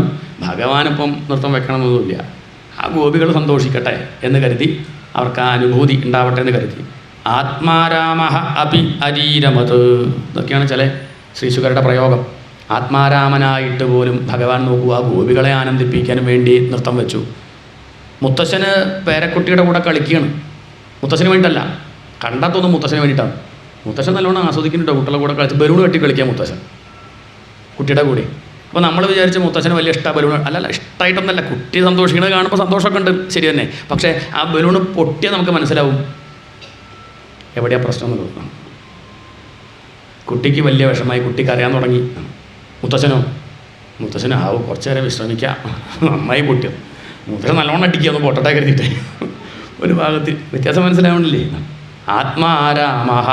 മുത്തശ്ശന് ബലൂണിൻ്റെ കാര്യമൊന്നുമില്ല. പക്ഷെ കുട്ടി സന്തോഷിക്കട്ടെ കരുതിയിട്ടാണ്. കുറച്ച് കഴിഞ്ഞപ്പം ഭഗവാന് മനസ്സിലായി ഇവർ ശരിക്കും എന്നെ അറിഞ്ഞിട്ടില്ല. അവർക്കൊക്കെ കുറച്ചൊരു അഭിമാനമുണ്ട്. എന്താ അഭിമാനം? സാത്വികമായൊരു അഭിമാനം. നമുക്കൊക്കെ ഉണ്ട് ഈ അഭിമാനം. ആ അഭിമാനം ഉണ്ടെങ്കിലേ പ്രസംഗമൊക്കെ നടക്കുള്ളൂ. എന്താണ്? ഞാൻ കുറച്ച് അറിയുന്നവനാണ്, നിങ്ങളൊക്കെ കുറച്ച് കുറവാണെന്നുള്ളൊരു വിചാരം എപ്പോഴെങ്കിലുമൊക്കെ ഉണ്ടാവാതെ പറയൽ നടക്കുമോ? തോന്നുന്നുണ്ടോ അങ്ങനെ? അങ്ങനെ തോന്നുമ്പോൾ നമ്മളത് ഇല്ലാണ്ടാക്കാൻ ശ്രമിക്കുന്നു. അല്ലെങ്കിൽ പറയൽ നടക്കില്ല. ക്ലാസ് എടുക്കുമ്പോൾ പറ്റുമോ? കൂട്ടലൊക്കെ വിവരമുള്ളവരെ തോന്നുമ്പോൾ മിണ്ടാൻ പറ്റും. ഞാൻ പറയുന്നുള്ള അഭിമാനം ഇല്ലാണ്ട് പറ്റുമോ പറയാൻ? അത് വേണം, അതുണ്ടാവും. അതും കൂടി ഇല്ലാണ്ടാവണം. അതൊരു പ്രശ്നം തന്നെയാണ്. ഞാൻ ഭാഗവതം കേൾക്കുന്നവനാണ്, ഞാൻ വായിക്കുന്നവനാണ്, ഞാൻ സപ്താഹം കേൾക്കാൻ പോയ മുന്നിലിരിക്കുന്ന ആളാണ്, ഞാൻ പുസ്തകമായിട്ട് പോകുന്ന ആളാണ്. അല്ല, ഓരോ തരത്തിലും അഭിമാനം ഉണ്ടാവുക. അപ്പം ഇങ്ങനെ അത് നല്ല അഭിമാനം കേട്ടോ. മറ്റതിനേക്കാൾ ഭേദം എന്ത്? ഞാൻ സപ്താഹം കേൾക്കാത്ത ആളാണ്, അതിലൊക്കെ ഒരു അഭിമാനമുള്ളവരുണ്ട്. അത് വെച്ച് നോക്കുമ്പോൾ ഇത് ഭേദമാണ്. ഞാൻ ദുശ്ശീലം കള്ളു കുടിക്കുന്ന ആളാണ്, മദ്യപാനിയാണ്, അല്ലെങ്കിൽ അങ്ങനെയൊക്കെയുള്ള അഭിമാനിക്കുന്നവരുണ്ട്. ഞാൻ ദിവസം 100 പരദൂഷണം പറയുന്ന ആളാണ്. അങ്ങനെയൊക്കെ അതിൽ വെച്ച് നോക്കുമ്പോൾ ഇത് ഭേദമാണ്. പക്ഷെ ഇതും പോകണം. ഇതുകൊണ്ട് ആരെ കിട്ടില്ല? ഭഗവാനെ കിട്ടില്ല. സാത്വികാഭിമാനം ഗോപികൾക്കുണ്ട്. ഭഗവാൻ എന്നിൽ അത്യന്തം അനുരക്തനാണ്, ഭഗവാനെ ഏറ്റവും ഇഷ്ടം തന്നെയാണ്, മറ്റു ഗോപികളെ വലിയ ഇഷ്ടമൊന്നുമില്ല എന്ന് ഓരോ ഗോപിക്കും തോന്നി. അതുകൊണ്ട് ഭഗവാന് തോന്നി, എന്നാൽ പിന്നെ അവർ അത് തിരിച്ചറിയട്ടെ. ഭഗവാനെ കാണാതെയായിട്ടില്ല. പിന്നെയോ അഭിമാനം വന്നപ്പം അവർ ഭഗവാനെ കാണാതെ. ഭഗവാൻ എങ്ങോട്ട് പോകാൻ? ഇവിടെ ഉള്ളത് ഭഗവാനല്ലേ. നമുക്ക് അജ്ഞാനം ഉണ്ടായാൽ ആരെ കാണാതെയാവും? നമുക്ക് അജ്ഞാനം പോയാൽ ആരെ കാണും? അല്ലാണ്ട് ഭഗവാൻ ഇവിടുന്ന് വരാൻ എങ്ങോട്ട് പോവാൻ? അവർക്ക് അജ്ഞാനം ഉണ്ടായി. കഥയായിട്ട് പറയുമ്പോൾ ഇങ്ങനെ പറയുകയാണ്, ഭഗവാൻ അപ്രത്യക്ഷമായി, എങ്ങോട്ട് പോവാൻ? എല്ലാ ദിക്കിലും നടന്നു നിൽക്കുന്ന ഭഗവാൻ എങ്ങോട്ട് പോകാൻ പറ്റും? പക്ഷേ ഉള്ളിൽ അഭിമാനം ഉണ്ടായാൽ ആരെ കാണില്ല? നമുക്കും അഹന്ത വന്നാൽ മഹാത്മാവിൻ്റെ മുന്നിലിരുന്നാൽ പോലും ശാന്തി ഉണ്ടാവില്ല. അതിനിപ്പോൾ ഏത് ആശ്രമത്തിൽ പോയിട്ടും കാര്യമൊന്നുമില്ല. ഒരു സുഖമില്ല കേട്ടോ പറയുന്നു. ഇവിടെ ഇന്നാൾ വന്നപ്പം പോലെ ഇല്ല സുഖം. അത് അഹന്ത വന്നോട്ടെ. ഇന്നാൾ വരുമ്പോൾ ചെരുപ്പ് അഴിച്ചു വെച്ചപ്പോൾ അഹന്ത അവിടെ വെച്ചിട്ടാണ് വന്നത്. ഇന്ന് അഴിച്ചു വയ്ക്കാൻ മറന്നുപോയി എന്നാണ്. അഹന്ത എടുത്തും കൊണ്ട് വന്നാൽ എവിടെ പോയിട്ട് എന്താ കാര്യം? പോവില്ല എന്നാണ്. ഇനി ആ അഹന്ത ഇല്ലെങ്കിൽ വീട്ടിലിരുന്നാലും അത് തപോവനം പോലെ തോന്നും, ആശ്രമം പോലെ. അതാണ് വ്യത്യാസം. ഈ ഗോപികൾ കരയാൻ തുടങ്ങി. കാരണം ഭഗവാന്റെ വിരഹം അവർക്ക് സഹിക്കാൻ വയ്യ, സമാധാനമില്ല. ചില സാധകന്മാർക്ക് അങ്ങനെ വരും. ആത്മജ്ഞാനം മുഖ്യമായിട്ട് പ്രയത്നിച്ച് പോകുന്നൊരു സാധകന് ഇടയ്ക്ക് വെച്ച് ചില ആനന്ദമൊക്കെ ഉണ്ടാവും, പ്രാണനൊന്ന് അടങ്ങുമ്പോൾ ഒരു സുഖം ഉണ്ടാവും, ഒരു തെളിച്ചുണ്ടാവും. ഇനിയിപ്പോൾ ഇങ്ങനെ പോയാൽ കിട്ടുട്ടോ എന്നൊക്കെ വിചാരിക്കും. കുറച്ചങ്ങോട്ട് പോയൊരു ശൂന്യത, താൻ അധപ്പതിച്ചോ, താനാകെ കുടുങ്ങിയോ, വഴി കാണുന്നില്ലല്ലോ എന്നുള്ളൊരു പ്രയാസം, ഒരു ഇരുട്ട്, ഭഗവാനെ കാണുന്നില്ല. അങ്ങനെ അവർ കരയാൻ തുടങ്ങി. അതാണ് ഇവിടെ വർണ്ണിച്ചത്. അവരെ കരച്ചിൽ കാണുന്നവരോടൊക്കെ ചോദിക്കുകയാണ്, എവിടെ ഭഗവാൻ, എവിടെ ഭഗവാൻ എന്ന് ചോദിച്ചുകൊണ്ടിരുന്നു. പക്ഷികളോട്, മൃഗങ്ങളോട്, സസ്യങ്ങളോട് എന്ന് പറഞ്ഞാൽ ജീവനുള്ളതാണോ ജീവനില്ലാത്തതാണോ എന്ന് പോലും അവരറിയുന്നില്ല. ആ ഒരു ജിജ്ഞാസ കൊണ്ട്, ഭഗവാനെ അറിയണം എന്നുള്ള ആഗ്രഹം കൊണ്ട് ഇങ്ങനെ അവർ അന്വേഷിച്ചു. ഭഗവാന്റെ കാൽപ്പാട് കണ്ടു. കുറച്ചുകൂടി അങ്ങോട്ട് പോയപ്പം ഭഗവാന്റെ കാൽപ്പാട് കണ്ടു. ആ കാൽപ്പാട് കണ്ടവരെ ഭഗവാന്റെ പാദമാണെന്ന് മനസ്സിലാക്കി അങ്ങനെ നോക്കി പോകുമ്പോൾ തൊട്ടടുത്ത് ആരുടെ കാലുണ്ട്? വേറൊരു ഗോപസ്ത്രീയുടെ കാൽപ്പാടുണ്ട്. അവർക്ക് മനസ്സിലായി, ഏതോ ഒരു ഭാഗ്യവതി, നമുക്കൊന്നും ഇല്ലാത്തൊരു യോഗ്യത ആർക്കുണ്ട്, അതോ അവളെന്തോ വേറെന്തോ പരീക്ഷ കൂടി പാസ്സായിട്ടുണ്ട് എന്നവർ ഉറപ്പിച്ചു. ആരാണ് ആ ഭാഗ്യവതി എന്നൊക്കെ ചിന്തിച്ച് കുറച്ച് ദൂരം പോയപ്പോൾ പിന്നെ ആ ഭാഗ്യവതിയുടെ കാൽപ്പാട് കാണില്ല, ഭഗവാന്റെ കാൽപ്പാട് മാത്രം. അത് നോക്കിയപ്പോഴോ കുറച്ചധികം അമർന്നിട്ടുണ്ട് ഭഗവാന്റെ മടമ്പ്. അപ്പോൾ അവർക്ക് മനസ്സിലായി, എന്ത് ഇവിടെ എത്തിയപ്പം ആ ഗോപസ്ത്രീ പറഞ്ഞിട്ടുണ്ടാവും എന്ത്, ആകെ കുഴഞ്ഞു, ആകെ തളർന്നു. കൃഷ്ണൻ ഒന്ന് എടുക്കുമോ? പാവം കൃഷ്ണൻ, അയാൾക്ക് സാമർഥ്യമൊന്നും ഇല്ലല്ലോ. അപ്പം അത് കേട്ടപ്പോൾ എന്തുണ്ടാവും? ആ ഭക്തയെ അങ്ങോട്ട് എടുത്തിട്ടുണ്ടാവും. അതുകൊണ്ടാണല്ലോ ഇവിടെ കുറച്ചധികം അമർന്നത് കാല് എന്നൊക്കെ അവരങ്ങനെ ചിന്തിച്ചു. എന്നാലും അവൾ ഭാഗ്യവതിയായിട്ടോ എന്നൊക്കെ അവരങ്ങനെ വിചാരിച്ച് മുന്നോട്ട് പോയി എന്ന് പറഞ്ഞാൽ അർത്ഥം, ഭഗവാനെ തന്നെ ആശ്രയിച്ചും കൊണ്ട് പോകുന്ന ഒരു സാധകന് ചില ജീവൻമുക്തന്മാരുടെ കഥകളൊക്കെ കേൾക്കുമ്പോൾ ഭാഗ്യവാൻ അല്ലേ. ഗുരുദേവൻ്റെ കഥ നോക്കൂ, ഭാഗ്യവാൻ, രമണ മഹർഷി ഭാഗ്യവാൻ എന്നപ്പം നമുക്കങ്ങനെ തരാവ്. ഇനി അത്രയൊന്നും ആയില്ലെങ്കിൽ അതിൻ്റെ ഒരു 10-1 എപ്പോഴാണ് തരാവ്, അങ്ങനെ തോന്നില്ലേ? ആ അസൂയ നല്ലതാ. അഹോ ദേവർഷി ധന്യോയം യത് കീർത്തിം ശാർംഗധന്വന. ഇവിടെ ഭാഗവതത്തിൽ തന്നെ കാണാം. നാരദരുടെ ആ കഥ പറഞ്ഞിട്ട് നാരദർ വീണ വീട്ടി അങ്ങോട്ട് പോയ സമയത്ത് നോക്കിയിട്ട് പറയണത്, ആ സൂതൻ ഭാഗ്യവാനാട്ടോ. ആര്? ആ നാരദരെ. എങ്ങനെയപ്പോൾ അങ്ങനെയൊന്നും ആവുക നമ്മളൊക്കെ? പഠന്തോ നാമാനി പ്രമതഭര സിന്ധൗ നിപതിത. മൽപ്പത്തൂർ പറയുന്നുണ്ട്, പൂന്താനം പ്രദക്ഷിണം വയ്ക്കുകയാണ്, പയർമണി പോലെ അങ്ങനെ ഓടുക പൂന്താനം. നാമം ചോദിച്ചുകൊണ്ട് അങ്ങനെ. അത് കാണുമ്പോൾ അദ്ദേഹം പറയണേ, എന്നാൽ അപ്പം എനിക്കിതുപോലെ തരാവുക, വാദരോഗമായിട്ട് നടക്കണം. ഇതുപോലെയൊക്കെ ഒന്ന് നാമം ജപിച്ച് നടക്കാൻ പറ്റിയിരുന്നെങ്കിൽ, നീ വലിയ പാണ്ഡിത്യമില്ലെങ്കിലും സാരമില്ലായിരുന്നു. ഇവിടെ അങ്ങനെ ഭഗവാന്റെ നാമം ജപിച്ച് ആനന്ദമായിട്ട് സഞ്ചരിക്കാൻ പറ്റുക പറഞ്ഞാൽ അതല്ലേ ലാഭം എന്ന് തോന്നുന്നു. അപ്പോൾ ആ ഒരു അസൂയ നല്ലതാണ്. അപ്പോൾ ആ ഗോപസ്ഥരോട് ഇവർക്കൊക്കെ ഒരു അസൂയ തോന്നി. അതുപോലെ നമുക്കും ചിന്മയാനന്ദ സ്വാമിയെ കാണുമ്പോൾ അസൂയ തോന്നണം. നല്ല അസൂയാണ്. നമുക്ക് അങ്ങനെയല്ല, നമുക്ക് യൂസഫ് അലിയെ കാണുമ്പോഴാണ് അസൂയ. വ്യത്യാസത്തിലുണ്ട്, അല്ല ഓരോ വ്യത്യാസം. അത് അങ്ങനെ തോന്നണം. ആ ഒരു ഭാവം ഉണ്ടായാൽ നല്ലതാണ്. ആരാണ് ആ ഗോപിക? അത് രാധയാന്ന് പറയും. ഭാഗവത്തിൽ പേര് പറയില്ല, കാരണം പേരിന് പോലും എന്തില്ല, ഭക്തിക്ക് എന്ത് പേര് വന്നെന്തായി, ഭക്തി പോയി. ആ പേരെഴുതി വെക്കണം കേട്ടോ. ഹരിഗോവിന്ദൻ പോരാ, ബ്രഹ്മശ്രീ ഹരിഗോവിന്ദൻ പോരാ, ബ്രഹ്മശ്രീ ഹരിഗോവിന്ദൻ നമ്പൂതിരി. പറ്റിച്ചൊരു ഭാഗവതരത്നം വെച്ചോളൂ എന്ന് പറഞ്ഞാൽ അർത്ഥം ഭക്തനല്ല. അല്ല, ആരെങ്കിലും വെക്കിയച്ച വെച്ചോട്ടെ, നമ്മളായിട്ടിത് പറയുന്നുണ്ടെങ്കിൽ എന്തില്ല, പോയി. ഗോപികളുടെ പേര് ഭാഗവത്ത് പറയണില്ലല്ലോ. ഒരു ഗോപിന്നേ പറയുള്ളൂ, യശോദയുടെ പേര് മാത്രമേ പറയണുള്ളൂ. മറ്റൊന്നും പേര് വന്നാൽ എന്തായി, അഭിമാനം പൊന്തി തുടങ്ങി. ഇനി ഭഗവാനെ കിട്ടില്ല. ഈ അഹന്ത വെച്ചും കൊണ്ട് ഭഗവാനെ അന്വേഷിച്ചാൽ ഒരു കാലത്തും കിട്ടില്ല. മറ്റൊരു സ്വാമി പറയും, ഏതുപോലെ ചോദിച്ചാൽ, രമണ മഹർഷി പറയേണ്ടതാ, ഏതുപോലെ ചോദിച്ചാൽ കള്ളൻ തന്നെ പോലീസ് വേഷം കെട്ടിയിട്ട് അന്വേഷിക്കുക. ആരെ? നമ്മളെ കൂടെ അങ്ങനെ അന്വേഷിക്കുക കള്ളനെ പിടിക്കാൻ. ആര്? കള്ളൻ തന്നെ പോലീസ് വേഷം കിട്ടിയത്. ആജീവനാന്തം അന്വേഷിച്ചാലും കിട്ടില്ല. ഇതുപോലെ ഈ അഹന്ത വെച്ചും കൊണ്ട് ഭഗവാനെ അന്വേഷിച്ചാൽ കിട്ടുമോ? കുറച്ച് കഴിഞ്ഞപ്പോഴാണ് രാധയ്ക്ക് മനസ്സിലായത് അത്രേ. എന്ത്?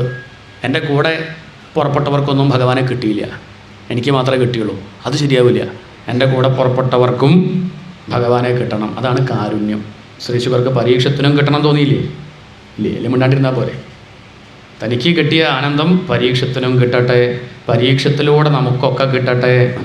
അർജുനൻ നിമിത്തീകൃത്യ, അർജുനിലൂടെ നമുക്കൊക്കെ കിട്ടട്ടെ കരുതിയിട്ടല്ലേ ഭഗവാൻ ഗീത ഉപദേശിച്ചത്. ഇല്ലെങ്കിൽ നമുക്ക് കിട്ടുമോ? അതുകൊണ്ട് കാരുണ്യം. അപ്പോൾ ആ രാധയ്ക്ക് തോന്നിയത്ര തനിക്ക് മാത്രം കിട്ടിയാൽ പോരാ, തൻ്റെ കൂടെ പുറപ്പെട്ടവരൊക്കെ തോറ്റു, താൻ മാത്രം പാസ്സായി പോരാ, അവരും കൂടി പാസ്സാവണം. അതിനുവേണ്ടി താൻ ഒരു പരീക്ഷ കൂടി എഴുതാൻ തയ്യാറാണ്. ജയിച്ചതാ. എന്നാലും അങ്ങനെയല്ല, അവർക്ക് വേണ്ടി ഒരു സപ്താഹം കൂടി ഞാൻ അവരെ കൂടി ഇരുന്ന് കേൾക്കാം. കാരണം ഞാൻ വന്നാലേ അവർ വരുള്ളൂ. ചില അങ്ങനെയൊക്കെ പറയും. ഇവർക്ക് കേൾക്കേണ്ട കാര്യമില്ല, പക്ഷേ ഇവർ റാണി വന്നാൽ കുറേ തേനീച്ചകൾ കൂടെ വരുമല്ലോ. ഇതേപോലെ ഈ വല്യമ്മ വന്നാൽ മാത്രമേ 10-30 പേര് നാരായണീയ സമിതി വരുള്ളൂ. അപ്പോൾ അതുകൊണ്ട് ഇനി ഞാൻ ബോംബെക്ക് പോകാൻ നിൽക്കുകയായിരുന്നു. ഇനി വേണ്ട അച്ചു, കാരണം സപ്താഹമല്ലേ, ഇല്ലെങ്കിൽ അവർ വരില്ല. ആയിക്കോട്ടെ.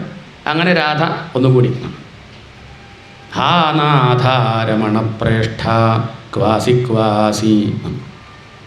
അവളുടെ കരച്ചിൽ ഗോപികളെ പഠിപ്പിക്കുകയാണ്. ഇങ്ങനെ അന്വേഷിച്ചാൽ കിട്ടില്ല. കാരണം അന്വേഷിക്കുമ്പോൾ എന്തുണ്ട്?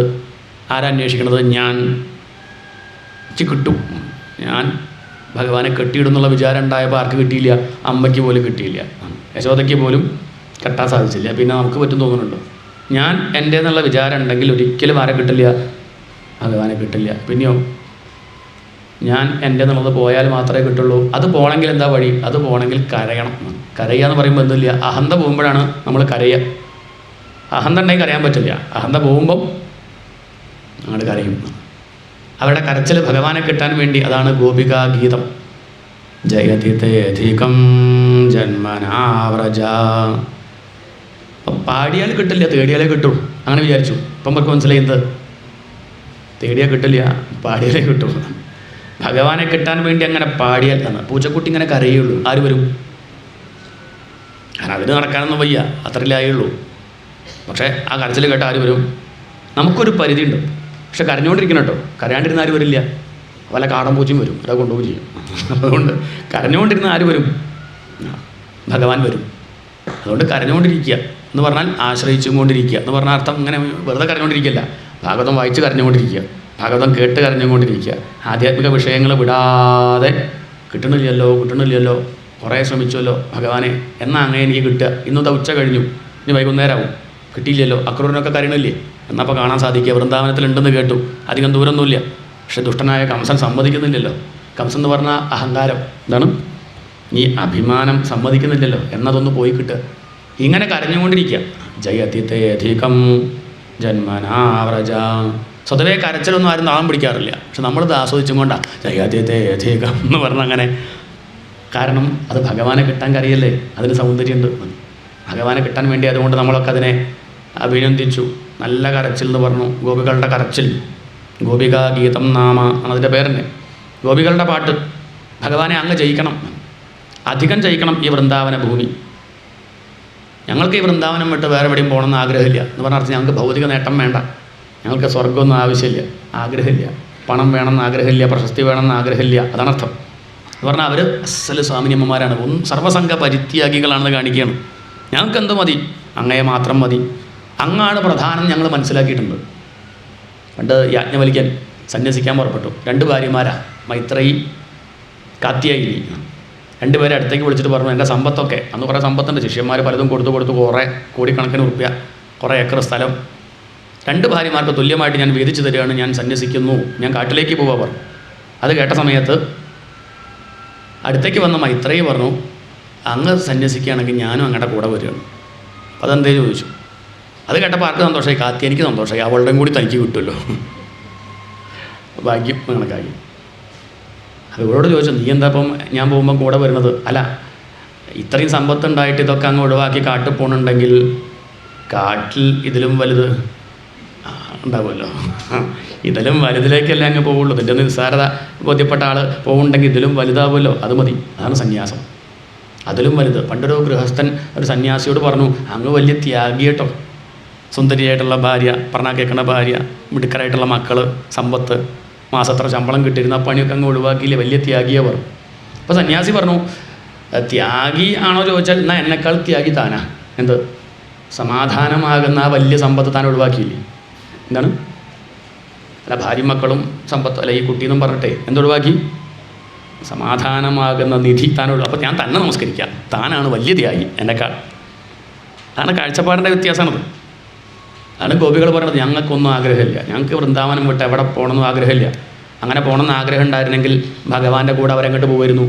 അവർക്കെന്താ വഴി അറിയില്ല വിചാരിച്ചു മധുരയ്ക്ക്. നമ്മളിതൊക്കെയാണ് പറയാം, ആ ഗോപികൾ കൂടെ പോയിക്കൂടെ?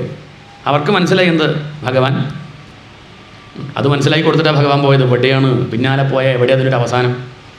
നമ്മളിങ്ങനെ പിന്നാലെ പോയാൽ പറ്റൂ. സംഗതി അറിഞ്ഞ് ഇരിക്കണ ദിക്കിൽ ഇരിക്കുക, അത്രയേ ഉള്ളൂ. അല്ലാണ്ടപ്പോൾ എവിടെ പോയിട്ടും കാര്യം. നമ്മളൊക്കെ ഇപ്പോൾ എവിടെയൊക്കെ പോയി, കാശി പോയില്ലേ, ഓ മധുര, രാമേശ്വരം, പിന്നെ ഗംഗ, എത്ര പ്രാവശ്യം മുങ്ങി എന്നിട്ടോ പണ്ടത്തേക്കാൾ അപകടമായിട്ടിരിക്കുകയാണ്. നിങ്ങളുടെ കാര്യമല്ല, ഞാൻ എൻ്റെ കാര്യം പറയാം. എന്ന് പറഞ്ഞാൽ അർത്ഥം ഇത് വെച്ചിട്ട് പോയി ഇപ്പോൾ എവിടെ പോയിട്ടുള്ള കാര്യം. രമണ മഹർഷിയൊക്കെ അമ്പലത്തിൽ പോയി 1 പ്രാവശ്യം തൊഴുതുള്ളൂ അത്രേ. അരുണാചലത്തിൽ ഇരുന്നെങ്കിലും 1 പ്രാവശ്യം പോയി കണ്ടു, മതി, അതിവിടെ എത്തിച്ചു, പിന്നെ അവിടെ ഇരുന്നു എന്ന് പറഞ്ഞാൽ അർത്ഥം പൂർണ്ണമായി. അതുകൊണ്ട് ഞങ്ങളിനി ഒന്നും ആഗ്രഹിക്കുന്നില്ല.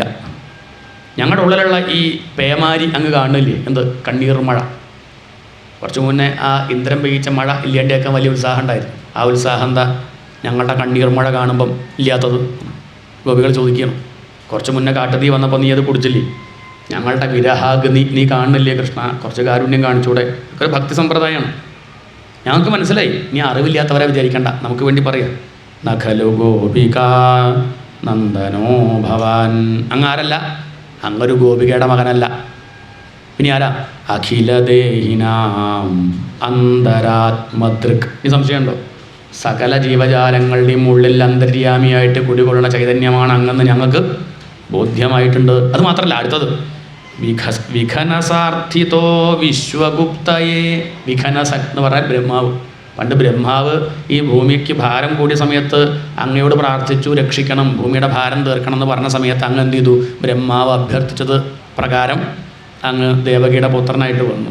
നമ്മൾ വിചാരിച്ചത് ഇവരെ അറിഞ്ഞില്ല എന്നാ. എന്ത് ഈ ഗോപികളൊക്കെ മനസ്സിലാക്കിയിട്ടുണ്ടെന്നല്ലേ ഇപ്പോൾ അർത്ഥം. അതെങ്ങനെ മനസ്സിലാക്കി?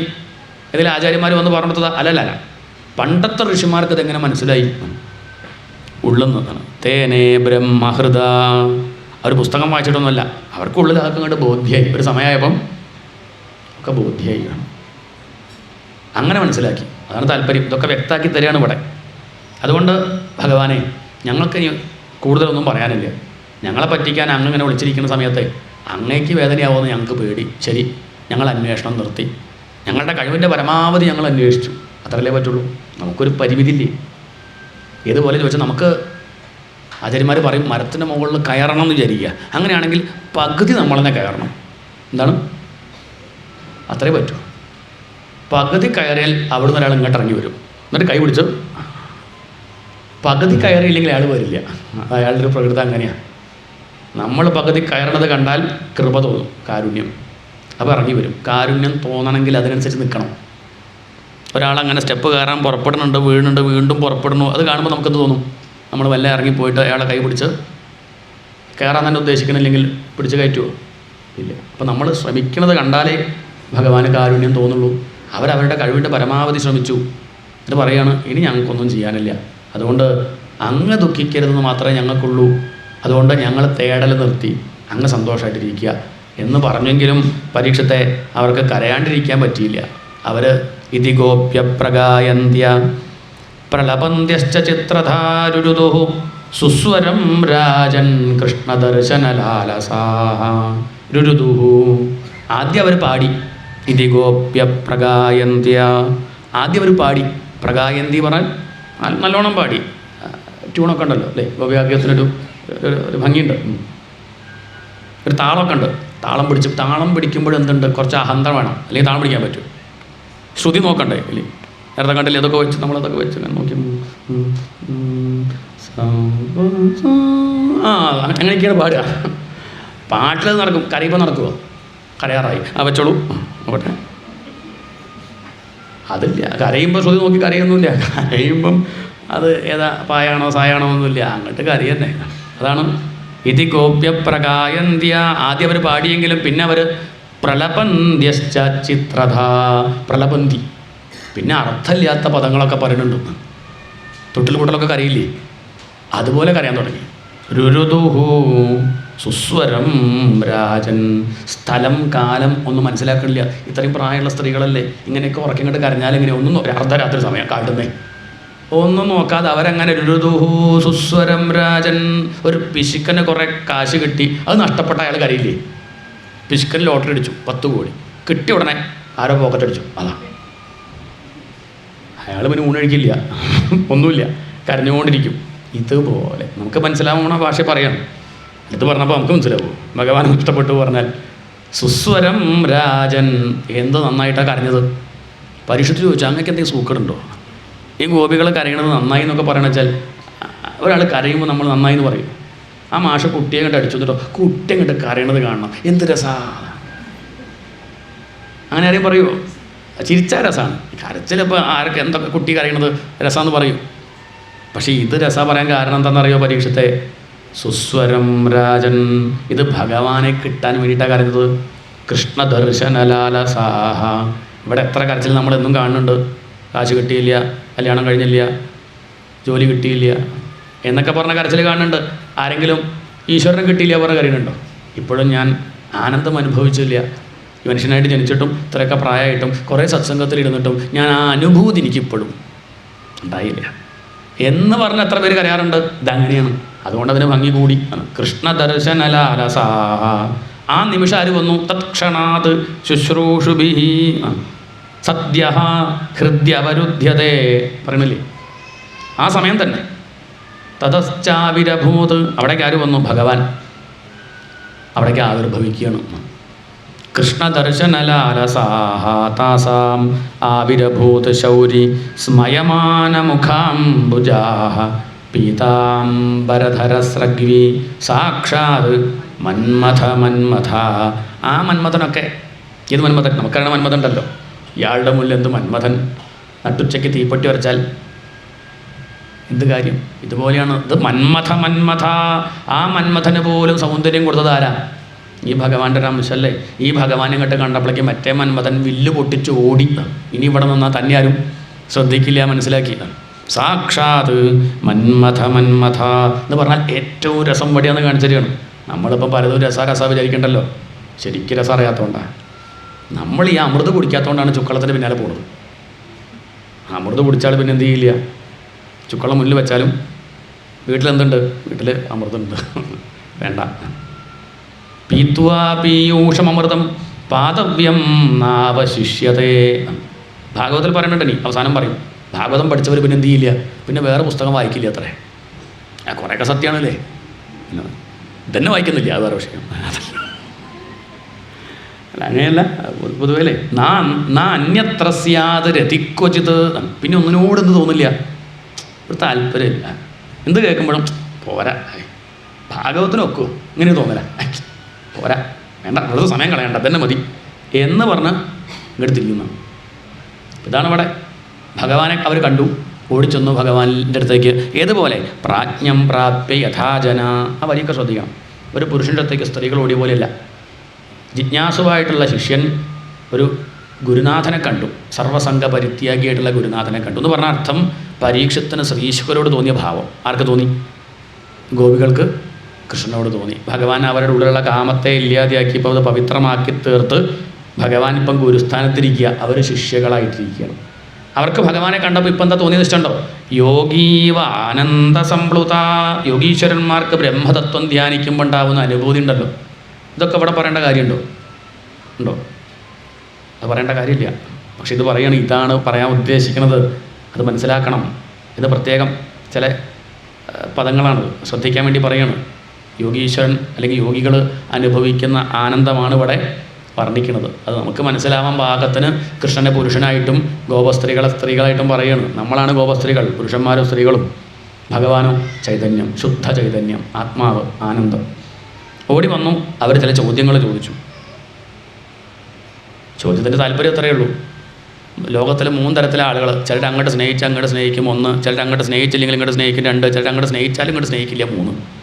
ഇതിൽ ഏതിലാണ് അങ്ങ് പെടുക എന്നാണ് ചോദ്യം. പക്ഷെ അങ്ങനെ ചോദിക്കാൻ വയ്യല്ലോ. അപ്പോൾ അതുകൊണ്ട് ഏതാ കേമെന്ന് ചോദിച്ചു. ഭഗവാൻ പറഞ്ഞു കേമം 2ാമത്തെയാണ്. ഏത്? ഇങ്ങോട്ട് സ്നേഹിച്ചില്ലെങ്കിലും അങ്ങോട്ട് സ്നേഹിക്കും. അത് എൻ്റെ പ്രകൃതം അങ്ങനെയാണ്. ഇങ്ങോട്ട് വെട്ടുന്നവന് പോലും തണൽ കൊടുക്കാനുള്ളതാണ് മരത്തിൻ്റെ സ്വഭാവം. ചന്ദനമരമാണെങ്കിൽ വെട്ടിയ കോടാലിക്ക് പോലും സുഗന്ധം കൊടുക്കും. അംബരീഷൻ അങ്ങനെയല്ലേ? ദുർവാസ മഹർഷിക്ക് പോലും നല്ലത് വരട്ടെന്നല്ലേ പ്രാർത്ഥിച്ചത്? സജ്ജനങ്ങൾ അങ്ങനെയാണ്. അവർ ഇങ്ങോട്ട് ദ്രോഹിച്ചാലും നന്മയെ ചെയ്യുള്ളൂ. ഒന്നും ആഗ്രഹിക്കാണ്ടാണ് അവർ പ്രവർത്തിക്കുക. അവർ സ്നേഹിക്കുന്നത് ഒന്നും പ്രതീക്ഷിച്ചിട്ടല്ല. ഭാര്യയെ സ്നേഹിക്കും, മക്കളെ സ്നേഹിക്കും, തൻ്റെ അടുത്ത് വരുന്നവർക്കൊക്കെ അവർ ഉപകാരം ചെയ്യും. അതാ വേണ്ടത്. ചിലർ ഇങ്ങോട്ട് സ്നേഹിച്ചാലേ അങ്ങോട്ട് സ്നേഹിക്കുള്ളൂ. അതിന് ബിസിനസ് എന്നാണ് പറയും, കച്ചവടം. തെറ്റൊന്നുമില്ല. ലോകം നിന്ന് പോകാൻ അതൊക്കെ മതി. അഹങ്കാരത്തോടു കൂടി കർമ്മം ചെയ്താലും ബലിക്കുകയൊക്കെ ചെയ്യും ഇല്ലേ? ലോകത്തെ കാര്യങ്ങളൊക്കെ ഉണ്ടാവും. പക്ഷേ ഹൃദയശുദ്ധിയൊന്നും ഉണ്ടാവില്ല. അതുകൊണ്ട് അവർക്ക് വലിയ മെച്ചം ഉണ്ടാവില്ല. പിന്നെ ചിലരുണ്ട് ഇങ്ങോട്ട് സ്നേഹിച്ചാലും അങ്ങോട്ട് സ്നേഹിക്കില്ല. അവർ നന്ദില്ലാത്തവരാണ്. അത് മോശമാണ്, അങ്ങനെ പാടില്ല. ചിലരുണ്ട് കേട്ടോ, ചിലർ അങ്ങനെ മര്യാദയ്ക്ക് അപ്പുറത്തെത്തിയവരുണ്ടാവും. ചിലർക്ക് അങ്ങനെ ലോകമര്യാദയൊന്നും ഉണ്ടാവില്ല. അവരോട് സുഖമല്ല ചോദിച്ചാൽ അവരിങ്ങോട്ടൊന്നും മിണ്ടൊന്നുമില്ല. അതിപ്പോൾ നമ്മുടെ സ്നേഹലിയായിട്ടൊന്നുമല്ല. എന്ത് ചോദ്യം അപ്പോൾ സന്യാസിയോട് ചോദിക്കുക സുഖമല്ലേ എന്നൊന്ന്. നമ്മൾ അങ്ങോട്ട് ഊണ് കഴിച്ചോ ചോദിച്ചു. അപ്പോൾ അദ്ദേഹം ഒന്ന് പറഞ്ഞ് അങ്ങോട്ട് പോയി. നമുക്ക് പരാതി, എന്ത് എന്നോട് ഇങ്ങോട്ട് ഊണ് കഴിച്ചോ ചോദിച്ചില്ല. അപ്പോൾ അയാൾ ചോദിക്കും തന്നോട് ആരും ചോദിക്കാൻ പറഞ്ഞത്, ഞാൻ എൻ്റെ വഴിക്ക് പോകുമല്ലേ. അങ്ങനെയുള്ള മര്യാദ ഒന്നും അങ്ങോട്ട് മെസ്സേജ് അയച്ചു ഇങ്ങോട്ടില്ല. ആരും സന്യാസി അയാൾ അതിന് നിൽക്കുക. അപ്പോൾ ഇങ്ങനെയുള്ള മര്യാദ ഒന്നും അവർക്ക് ഉണ്ടായിക്കോളുന്നില്ല എന്ന് കരുതി അവർ മോശക്കാരെ വിചാരിക്കേണ്ട, അവർ നന്ദിയില്ലാത്തവരെ വിചാരിക്കേണ്ട. അവർക്ക് അങ്ങനെയുള്ള അവർക്ക് ബന്ധങ്ങളൊന്നും, അവരെല്ലാവരിലും ഈശ്വരനെ കാണുള്ളൂ. അപ്പോൾ ചിലപ്പോൾ ലോകമര്യാദയൊക്കെ ചിലപ്പം വിട്ടുവെന്ന് വരാം എന്ന് കരുതി മോശക്കാരാ വിചാരിക്കേണ്ട കേട്ടോ എന്നും പറഞ്ഞു. ഇനി ഞാനേത് കൂട്ടത്തിലാണ് ചോദിച്ചാൽ എനിക്ക് കാരുണ്യം മാത്രമേ ഉള്ളൂ. എന്ത് മാത്രമേ ഉള്ളൂ? സ്നേഹം മാത്രം. അപ്പോൾ ഒരു ഗോപി ചോദിച്ചു, ഓ അതുകൊണ്ടാണല്ലോ മാറി വന്നത് അല്ലേ? അത് ഗോപികളെ നിങ്ങൾക്ക് എന്നോടുള്ള സ്നേഹം കുറച്ച് കുറഞ്ഞു, അതാണ് കാരണം. നമുക്ക് ദുഃഖം അനുഭവിക്കുന്നുണ്ടെങ്കിൽ അഹന്ത പൊന്തി എന്നാണ് അർത്ഥം. ഭഗവാന്റെ കുറ്റല്ലത്. നമുക്ക് ഭഗവാനോടുള്ള സ്നേഹം കുറയുമ്പോഴാണ് ജീവിതത്തിൽ അനർത്ഥങ്ങൾ നടക്കുന്നത്. സ്വയം പരിശോധിക്കുക, തർക്കിക്കാൻ നിൽക്കരുത്. സ്വയം ഒന്ന് പരിശോധിക്കുക. ഭഗവാന് വില വെക്കാണ്ടാവുമ്പം ദുഃഖം ഉണ്ടാകും. ഭഗവാൻ ഉണ്ടാക്കുന്നില്ല, അങ്ങനത്തെ ആവശ്യമൊന്നും ഭഗവാനില്ല. നമ്മുടെ കയ്യിരിപ്പോണ്ട് പറ്റുകയാണ്. അപ്പം ഭഗവാന്റെ വില അറിയും. അത്രയേ ഉള്ളൂ. മാറി നിൽക്കുമ്പോൾ സ്നേഹം കൂടും, അടുത്തുള്ളപ്പോൾ വലിയ സ്നേഹം ഉണ്ടാവില്ല. നിങ്ങളുടെ കൂടെ തന്നെ ഞാൻ കുറച്ച് നേരം ഇരുന്നപ്പോഴേ നിങ്ങൾക്ക് എന്ത് പറ്റി? എന്നോടുള്ള ഒരു സ്നേഹം ലേശം കുറഞ്ഞു. ഞാനൊന്ന് മാറി നിന്നപ്പോൾ നിങ്ങൾ എനിക്ക് വേണ്ടി കരഞ്ഞില്ലേ? അതാണ് എനിക്കിഷ്ടം. അപ്പോൾ എനിക്ക് മനസ്സിലായി എന്ത്, നിങ്ങൾക്ക് എൻ്റെ വില മനസ്സിലാക്കി. അല്ലെങ്കിൽ നമുക്ക് അടുത്തുള്ളവരെ പറ്റി വലിയ അഭിപ്രായമൊന്നുമില്ലല്ലോ. രക്ഷിതാക്കളോട് മക്കളെ പറ്റി ചോദിച്ചാൽ അടുത്തുള്ളവരെ പറ്റി നല്ല അഭിപ്രായമൊന്നുമില്ല. മൂത്ത മകൻ തൃശ്ശൂർ, രണ്ടാമത്തെ കുന്നംകുളം, മൂന്നാമത്തെ മകൻ ദുബായിലാണ്. ആ പറയുമ്പോഴേക്ക് ചുണ്ടങ്ങോട്ട് മലർന്നു, കണ്ണൊക്കെ അങ്ങോട്ട് വിടർന്നു. എന്നുവെച്ചാൽ ദൂരത്താണെന്നുള്ളതുകൊണ്ട്, അല്ലാതെ അപ്പം വേറെ കാര്യം കൊണ്ടല്ല. എന്ന് പറഞ്ഞാൽ ദൂരത്താകുമ്പോൾ സ്നേഹം കൂടും, അത്രയേ ഉള്ളൂ. ഞാനൊന്ന് മാറി നിന്നപ്പം നിങ്ങൾക്ക് എന്നോടുള്ള സ്നേഹം കൂടിയില്ലേ? എൻ്റെ ഉദ്ദേശം അത്രയേ ഉള്ളൂ. നിങ്ങൾക്ക് എന്നോട് എന്തുണ്ടാവണം? എന്നെ നിങ്ങൾ ചിന്തിച്ചാൽ നിങ്ങൾക്ക് നന്മ, എനിക്കല്ല, നിങ്ങൾക്ക് നേട്ടമുണ്ടാവും. അതിനു വേണ്ടിയാണ് കേട്ടോ ഗോപികളെ എന്ന് പറയലും അവർക്ക് മനസ്സിലായി എന്ത്, ഭഗവാൻ നമ്മളെ ത്യജിച്ചില്ല, നമ്മുടെ കയ്യിരിപ്പ് കൊണ്ടാണ് നഷ്ടപ്പെടുന്നത്, ഇനി ഒരിക്കലും നഷ്ടപ്പെടുത്തില്ല എന്നവർ ഉറപ്പിച്ചു. അങ്ങനെ നമ്മളും ഉറപ്പിക്കണം, അതാ വേണ്ടത്. കാരണം ഭഗവാൻ ഈ ഭൗതിക ശരീരമായിട്ട് കാണുകയാണെങ്കിൽ നഷ്ടപ്പെടും. അതിപ്പോൾ നഷ്ടപ്പെടുന്നുണ്ട് അവർക്ക്. ഭഗവാൻ മധുരയ്ക്ക് പോകും. പക്ഷേ അവരെന്ത് ചെയ്തു? ഉള്ളിൽ ഉറപ്പിച്ചു. ഞങ്ങളൊക്കെ ഞങ്ങളായിട്ട് നിൽക്കുന്നത് ഭഗവാനുള്ളത് കൊണ്ടാണ്. നമ്മൾ ഇല്ല, ആരില്ലെങ്കിൽ ഭഗവാനില്ലെങ്കിൽ എന്നാലും അത് മനസ്സിലാക്കി, ഗോപികൾ മനസ്സിലാക്കി. അതുതന്നെയാണ് അവരനുഭവിച്ച ആനന്ദം. അതാണ് നൃത്തമായിട്ട് പറഞ്ഞത്. അതാണ് രാസക്രീഡ. അവിടെ സമയവും കാലവും ഒന്നുമില്ല. പരീക്ഷത്തെ നമുക്ക് മനസ്സിലാവണ ഉദാഹരണം ഉറക്കാണ്. ഉറക്കത്തിൽ എന്തില്ല? ഉറക്കത്തിൽ വേറെ ക്ലോക്കാണ് അല്ലേ? എത്ര നേരം ഉറങ്ങിയുള്ളത് നമുക്ക് മനസ്സിലാവും. ഉറങ്ങുമ്പോൾ നമുക്കൊരു 3 മിനിറ്റായിട്ട് തോന്നിയിട്ടുള്ളൂ. രാവിലെ എണീറ്റപ്പോഴോ 8 മണിക്കൂർ. നമ്മൾ കോഴിക്കോട് നിന്ന് കയറിയാണ്ട് ഉറങ്ങി. 10 മിനിറ്റ് കൊണ്ട് എവിടെ എത്തി? തിരുവനന്തപുരം. നോക്കിയപ്പം അല്ല, 10 മിനിറ്റ് ഒന്നുമല്ല, കുറച്ചങ്ങോട്ട് പോയിട്ടുണ്ട് എന്ന് പറഞ്ഞ അർത്ഥം അത് വേറെ കാലമാണ്. ഭഗവാനിലെത്തിയ പിന്നെ എന്തില്ല? ഒന്നുമില്ല. കാലമില്ല, ദേശമില്ല, ഒന്നുമില്ല. അത് കാണിക്കുകയാണ്. അതാണ് കാലദേശാവധിഭ്യാം നിർമുക്തം. ആനന്ദമായിട്ടിരിക്കുമ്പോൾ നേരം പോകുന്നതറിയോ? സന്തോഷമായിട്ടിരിക്കുമ്പോൾ നമ്മൾ വാച്ച് നോക്കാറുണ്ടോ? ചിലപ്പോൾ നോക്കും. എന്ത് തീരരുതേ എന്നുള്ള പറ്റണം, അത്രയേ ഉള്ളൂ. മറ്റേ തിരിച്ചാ ഒന്ന് കഴിഞ്ഞാൽ മതിയായിരുന്നു, 1 മണിയായി, തീരണമില്ല. അത് ബോറടിക്കുന്നതുകൊണ്ടാണ്. രസം ഇല്ല എന്നുള്ളതല്ലേ, അത്രയേ ഉള്ളൂ അർത്ഥം. അത് നമുക്ക് മനസ്സിലാവണ ഭാഷയിൽ ഒരു ലൗകിക കഥ പോലെ വർണ്ണിക്കുകയാണ് ഭാഗവതം. ഭാഗവതം അങ്ങനെയാണ്, ഒരു കുടുംബകഥ പോലെ അങ്ങനെ പറയുക ചെയ്യും. ചിലത് നമുക്ക് പരദൂഷണം പറയാൻ തോന്നി ചെയ്യും. പക്ഷെ അങ്ങനെയല്ല. അത് നമ്മൾ ശ്രദ്ധിക്കാൻ വേണ്ടിയിട്ട് അങ്ങനെ ഒരു കാമുകി ഭാവത്തിൽ ഏറ്റവും വലിയ ബന്ധം എന്ന് പറഞ്ഞതാണ് ഭാര്യ ഭർത്തൃ ബന്ധമാണ്. ഏറ്റവും കൂടുതൽ കാലം നമ്മളുണ്ടാവുക ആരുടെ കൂടെ ചോദിച്ചാൽ സാമാന്യം പോലെയാണെങ്കിൽ അച്ഛൻ്റെ അമ്മയുടെയും കൂടെയല്ല, മക്കളെ കൂടെയല്ല, എപ്പോഴും ഉണ്ടാവുക ഭാര്യ ഭർത്താവ്. അതുകൊണ്ട് അങ്ങനെ വർണ്ണിച്ചു എന്നേ ഉള്ളൂ പരീക്ഷത്തെ. എന്നാലും പരീക്ഷത്ത് നമുക്ക് വേണ്ടി ചോദിച്ചു. അങ്ങനെയാണ് പറഞ്ഞത്, ഇത് സ്ത്രീകളാണ്. മാത്രമല്ല അവർക്ക് അച്ഛനും അമ്മമാരെ കണ്ട് തങ്ങൾ പറയും ചെയ്തു. ഒന്നും പറഞ്ഞില്ലെങ്കിൽ വലിയ കുഴപ്പമില്ലായിരുന്നു. മാത്രമല്ല മക്കളും ഉണ്ടെന്ന് പറഞ്ഞു. അർദ്ധരാത്രിയാണ് വരണമെന്നും പറഞ്ഞു. എന്നാൽ ഈ അർദ്ധരാത്രി സമയത്ത് ഭഗവാന്റെ കൂടെ നൃത്തം വയ്ക്കുക എന്ന് പറഞ്ഞാൽ ഉടനെ ഉത്തരമായിട്ട് പറഞ്ഞു, അങ്ങനെ ചിന്തിക്കരുത്. ഭഗവാൻ എന്നാണ് പറഞ്ഞത്, പുരുഷൻ എന്നല്ല. എന്താണ് അത് ശ്രദ്ധിക്കണം. നമ്മളുടെയും കുഴപ്പം, നമ്മൾ കുറ്റം പറയാറാകുമ്പോൾ ഭഗവാനെ പിടിച്ച് എവിടെ കെട്ടും? പുരുഷൻ എന്നുള്ളത് അങ്ങോട്ട് കെട്ടും. അപ്പം ഭഗവാൻ സ്ത്രീയല്ല വന്നില്ലേ അല്ലേ? അപ്പോൾ സ്ത്രീയാണെന്ന് നമ്മൾ കുറ്റം പറയില്ലായിരുന്നല്ലോ. എന്താ ഭഗവാൻ എന്തിനാ സ്ത്രീയും പുരുഷനായിട്ട് അങ്ങനെയൊക്കെ കാണുന്നത്? എന്തിനാ? ഭഗവാൻ സ്ത്രീയുടെ ഉള്ള സ്ത്രീത്വം ഭഗവാനല്ലേ? പുരുഷൻ്റെ പുരുഷത്വം ഭഗവാനല്ലേ? നീ ഷണ്ടൻ്റെ ഷണ്ടത്വം ഭഗവാനല്ലേ? അല്ലേ? അത് ചിന്തിക്കൂ. ചിത്രം വരയ്ക്കുമ്പോഴും പ്രതിമ ഉണ്ടാക്കുമ്പോഴൊക്കെ ഒന്നെങ്കിൽ പുരുഷൻ അല്ലെങ്കിൽ സ്ത്രീ, ഇങ്ങനെയൊക്കെയല്ലേ സാധിക്കുള്ളൂ. കഥ പറയുമ്പോൾ അങ്ങനെയല്ലേ പറ്റുള്ളൂ. അത് പരിമിതിയാണ്. അതിൻ്റെ അർത്ഥം ഭഗവാൻ സ്ത്രീയാണെന്നോ പുരുഷനാണോ എന്നല്ല. സ്ത്രീയുടെ സ്ത്രീത്വം ഭഗവാനാണ്, പുരുഷൻ്റെ പുരുഷത്വം ഭഗവാനാണ്. എല്ലാവരുടെ ഉള്ളിൽ ആരുണ്ട്? ഭഗവാനുണ്ട്. അതുകൊണ്ട് ഭഗവാനെ എല്ലാവരും സ്നേഹിക്കുക. അവർ കുറ്റല്ല. ഗുരുവായൂർ പോയാൽ എൻ്റെ കൃഷ്ണൻ എന്നാണ് ഭാര്യ പറയുക. ഭർത്താവ് എന്താ പറയുക? ഭാര്യയുടെ കൃഷ്ണൻ, എൻ്റെ കൃഷ്ണൻ. മക്കളെന്താ പറയുക? എൻ്റെ കൃഷ്ണൻ. എല്ലാവരും പറയാം അവരവരുടെ കൃഷ്ണൻ. അവർ കുഴപ്പമില്ല, അവർക്കറിയാമെന്ത്. മറ്റേത് നമ്മൾ കുറ്റം പറയാറാകുമ്പോൾ എന്ത് ചെയ്യുന്നു? പുരുഷൻ എന്ന് കണക്കാക്കിയിട്ട് കുറ്റം അത് നിർത്തും. അത് ഉള്ളിൽ ലേശൊരു അഹന്ത വരുമ്പോഴാണ്, വിനയമില്ലാണ്ടി ആകുമ്പോഴാണ് ആ ഒരു വ്യാഖ്യാനം വരിക. അത് വേണ്ട പരീക്ഷത്തെ. തനിക്കെന്താ ബോധ്യമല്ലേ? തന്നെ രക്ഷിച്ചത് ഭഗവാനല്ലേ, സാധാരണ പുരുഷനല്ല. തനിക്കറിയില്ലേ? അതാ മനസ്സിലാക്കൂ. നമ്മുടെ ചിത്തവൃത്തികൾ തന്നെയാണ് ഗോപികൾ. 2 ചിത്തവൃത്തികൾക്കിടയിൽ ആരുണ്ട്? ഒന്ന് ശ്രദ്ധിച്ചാൽ ആരെ കാണാൻ പറ്റും? ചിത്തവൃത്തികൾ പോയിക്കൊണ്ടിരിക്കും. ചിന്തകൾ എത്ര ഉണ്ട്? എത്ര അസംഖ്യം. ഗോപികൾ അസംഖ്യ. പക്ഷേ ബോധം ഒന്നേ ഉള്ളൂ. അത് വന്നു പോകുന്നത് ഈ ബോധത്തിലാണ്. ചിന്തകളൊക്കെ വന്നു പോവും, പക്ഷെ ഒരിക്കലും പോവാത്തൊന്ന് ആനന്ദം, അതൊരിക്കലും മാറില്ല. ആ ആനന്ദത്തെ ശ്രദ്ധിക്കാൻ നമ്മൾ ശ്രമിക്കണം. അത് നമ്മൾ ശ്രമിക്കുക തന്നെ വേണം. അതിനാണ് ശ്രദ്ധാശക്തി. അതിലേക്ക് തിരിച്ചു വിടണം. ഇത് പുറമേക്ക് ഒഴുകുകയാണ്.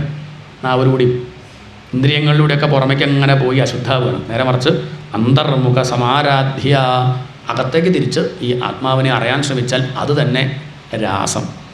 ഇനി നമ്മളുടെ സംശയം തീർക്കാൻ ഒന്നുകൂടി പറഞ്ഞു. ആ ഗോപന്മാർക്കൊക്കെ പെട്ടെന്നൊരു സംശയം തോന്നി, അവരുടെ കൂടെ ഭാര്യമാരില്ലെന്ന്. അവർ വേഗം വിളക്കെത്തിച്ച് നോക്കിയ സമയത്ത് പരീക്ഷത്തെ മന്യമാനാഹ സ്വപാർശ്വസ്ഥാൻ സ്വാൻ സ്വാൻ ദാരാൻ വ്രജൗകസഹ. ആ ഗോപന്മാരൊക്കെ അവരുടെ ഭാര്യമാരെ തങ്ങളുടെ അടുത്ത് കിടക്കുന്നതായിട്ട് കണ്ടു. നമ്മുടെ പ്രശ്നം തീർന്നില്ലേ? അത്ര നമുക്ക് ഇതായിരുന്നു വലിയൊരു പ്രശ്നം. അത് ഇനിയിപ്പോൾ എന്താ കുഴപ്പം? അപ്പം പരീക്ഷിച്ച് ചോദിച്ചു. അപ്പോൾ അവിടെ ഗോപികൾ ഭഗവാന്റെ കൂടെ, അത് ഒറിജിനൽ, ഇത് ഡ്യൂപ്ലി. നമുക്കിപ്പോൾ ഏതോ ഒറിജിനൽ നമുക്കറിയാം. ഈ പറയുന്ന ആൾ ഡ്യൂപ്ലി, ഉള്ളിലിരുന്ന് നോക്കുന്ന ആളാണ് ഒറിജിനൽ. ഇരിക്കുന്നതൊക്കെ ശരീരങ്ങൾ, ഇതൊക്കെ പ്രതീതി, ഇതൊക്കെ പ്രതീതിയാണ്. സത്യം പരമാർത്ഥം അത് ബോധം മാത്രം. വിളക്ക് എന്നുള്ളത് പ്രതീതിയാണ്. ഉള്ളത് ഓടാണ്. ഓട് മാറ്റിയ പ്രതീതി ഇല്ല. ഓട് മാറ്റിയവന് വിളക്കുണ്ടോ? ഇല്ല. പ്രതീതിയാണ് പാമ്പ് എന്നുള്ളത്. ടോർച്ച് അടിച്ചാൽ പിന്നെന്തേ ഉള്ളൂ? പിന്നെ കയറേ ഉള്ളൂ. ആ കയറിൽ പാമ്പെന്ന് തോന്നി വെളിച്ചില്ലാത്തതുകൊണ്ട്. അതാണ് താല്പര്യം. അതുകൊണ്ട് നമ്മൾ ഉള്ളിൽ അനുഭവിക്കുന്നതാണ് ഈ ആനന്ദം. പക്ഷെ നമുക്ക് മനസ്സിലാവാൻ പാകത്തിന് ഇതൊരു ഭംഗി കൂട്ടി ഒരു ലൗകിക കഥ പോലെ അവതരിപ്പിച്ചു. ശരിക്കും പറഞ്ഞാൽ വൃന്ദാവനത്തിലെ ലീലകളൊക്കെ അതിൻ്റെ പരിസമാപ്തിയാണ് രാസത്തിലൂടെ. ഇതിലപ്പുറമൊന്നും കൊടുക്കാനില്ല. ആ മോക്ഷം അവർക്ക് കൊടുക്കേണ്ട വിഷയമൊന്നുമല്ല, ഉള്ളതാണ്. അത് ബോധ്യപ്പെടുത്തി ഭഗവാൻ എന്ത് ചെയ്യണു, ഇനി അടുത്ത ദിക്കിലേക്ക് പോകണം, അവിടെ കൊടുക്കണ്ടേ. അതാണ് മധുരയ്ക്ക് ഭഗവാൻ യാത്രയാവുന്നത്. ഈ കഥ ആര് കേൾക്കണോ, ആര് പഠിക്കുന്നു, അവർക്ക് ഹൃദ്രോഗമാശ്വപഹിനോതി അചിരേണ ധീര. അവർ ധീരനായി മാറും. അവർക്ക് ഭയം പോകുന്നർത്ഥം. ഹൃദ്രോഗം പോകും. ഹൃദ്രോഗം എന്ന് പറഞ്ഞാൽ ഏറ്റവും വലിയ രോഗം ഭയമാണ്. കാമം, ക്രോധം, ഭയം, ഇതൊക്കെയാണ് ഹൃദയത്തിലെ രോഗം. അത് പോവും എന്ത് കേട്ടാൽ, ഈ ഭാഗം കേട്ടാൽ പോരാ, ഈ പറഞ്ഞതുപോലെ മനസ്സിലാക്കിയാൽ, വിചാരം ചെയ്താൽ അത് തീരും. അതാണ് അങ്ങനെ ഫലശ്രുതി പറഞ്ഞത്. ഇതാര് കേൾക്കണോ അവർക്ക് കാമത്തെ ജയിക്കാൻ പറ്റുന്നതാണ്. കാമത്തിൽ പെടുന്നല്ല പറഞ്ഞത്. രാസക്രീഡ കേൾക്കുമ്പോൾ നമ്മൾ അങ്ങനെ വിചാരിക്കുക. അല്ല, ഇത് കേൾക്കുന്നവൻ കാമത്തെ ജയിക്കും, കാമത്തെ അതിക്രമിക്കും, ഭഗവാന് സ്വന്തക്കാരനായിട്ട് മാറും എന്ന് ഫലശ്രുതി പറയണം. നമുക്കും അങ്ങനെ ഈ ഒരു ജയിക്കാൻ പ്രയാസമുള്ള കാമത്തെ ജയിക്കാൻ സാധിക്കട്ടെ. ഈ രാസം നമുക്കും അനുഭവിക്കാൻ സാധിക്കട്ടെ. അതിന് ഗുരുനാഥന്മാരും സജ്ജനങ്ങളും ഭഗവാനൊക്കെ അനുഗ്രഹിക്കട്ടെ എന്ന് പ്രാർത്ഥിക്കാം. ഈ ഒരു സത്സംഗം, ഈ ഒരു പ്രഭാഷണം ഭഗവാന്റെ പാതാരബിന്ദങ്ങളിൽ സമർപ്പിക്കുകയാണ്. കുറച്ച് നേരം ഇരുന്ന് ഇങ്ങനെ ഒരുമിച്ച് കൂടി ഈശ്വരനെ വിചാരം ചെയ്യാൻ സാധിച്ചു. അതിനുള്ളൊരു അവസരം ഒരുക്കി ഇവിടെയുള്ള സംഘാടകർ, അവരോടും അകൈതവമായ നന്ദി രേഖപ്പെടുത്തുന്നു. എല്ലാ സജ്ജനങ്ങളുടെ മുന്നിലും നമസ്കരിക്കുകയാണ്. കായേന വാചാ മനസേന്ദ്രിയർവാ ബുദ്ധ്യാത്മനാ വാ പ്രകൃതേ സ്വഭാവാത് കരോമി യദ്യത് സകലം പരസ്മൈ നാരായണായേതി സമർപ്പയാമി. സ്വസ്തി പ്രജാഭ്യഃ പരിപാലയന്താം ന്യായേന മാർഗേണ മഹീം മഹീശാഃ. ഗോബ്രാഹ്മണേഭ്യഃ ശുഭമസ്തു നിത്യം. ലോകാഃ സമസ്താഃ സുഖിനോ ഭവന്തു. ശിവായ. എല്ലാവർക്കും നമസ്കാരം. ഗോവിന്ദ ഹരി ഗോവിന്ദ ഹരി ഗോവിന്ദ ഹരി ഗോവിന്ദ ഗോവിന്ദ ഹരി ഗോവിന്ദ ഹരി ഗോവിന്ദ ഹരി ഗോവിന്ദ. കണ്ണൻ്റെ പുണ്യനാമവർണ്ണങ്ങൾ കർണത്തിലെന്നു കേൾക്കും ഞാൻ. കർണത്തിൽ കേട്ടു കോൾമയിർ കൊണ്ടു കണ്ണീരിലെന്നും മുങ്ങും ഞാൻ. കണ്ണീരിൽ മുങ്ങി ശുദ്ധനായി നാമം തന്നെ താനെന്നു പാടും ഞാൻ. തന്നെത്താൻ പാടി മോദത്താൽ വണ്ണും വിണ്ണുമെന്നു മറക്കും ഞാൻ. മണ്ണും വിണ്ണും മറന്നു ഭക്തി സമ്പൂർണനായെന്നു തുള്ളും ഞാൻ. തുള്ളിക്കളിച്ചൻ സംസാരക്കള കള്ളികളെന്നു മായ്ക്കും ഞാൻ. അക്കളം മായ്ക്കും കേളി തുള്ളലിലട്ടഹാസമെന്നാർക്കും ഞാൻ. അട്ടഹാസത്താൽ ശുദ്ധി ദിക്കുകളെട്ടിനുമെന്നു നൽകും ഞാൻ. ആട്ടവും കഴിഞ്ഞമ്മതൻ മടിത്തട്ടിലേക്കെന്നു വീഴും ഞാൻ. വീഴുമമ്മതൻ ശീതളാംഗത്തിൽ സാനന്ദമെന്നുറങ്ങും ഞാൻ. ഉറങ്ങുമ്പോഴുള്ളിൽ കായാമ്പൂവർണ്ണം കണ്ടുകൊണ്ടൊന്നുണരും ഞാൻ. ഉണരുമ്പോൾ മുമ്പിൽ കരിമുകിൽ വർണ്ണൻ തിരുമേനിയെന്നു കാണും ഞാൻ. ഗോവിന്ദ ഹരി ഗോവിന്ദ ഹരി ഗോവിന്ദ ഹരി ഗോവിന്ദ ഗോവിന്ദ ഹരി ഗോവിന്ദ ഹരി ഗോവിന്ദ ഹരി ഗോവിന്ദ ഗോവിന്ദ ഹരി ഗോവിന്ദ ഗോവിന്ദ ഹരി ഗോവിന്ദ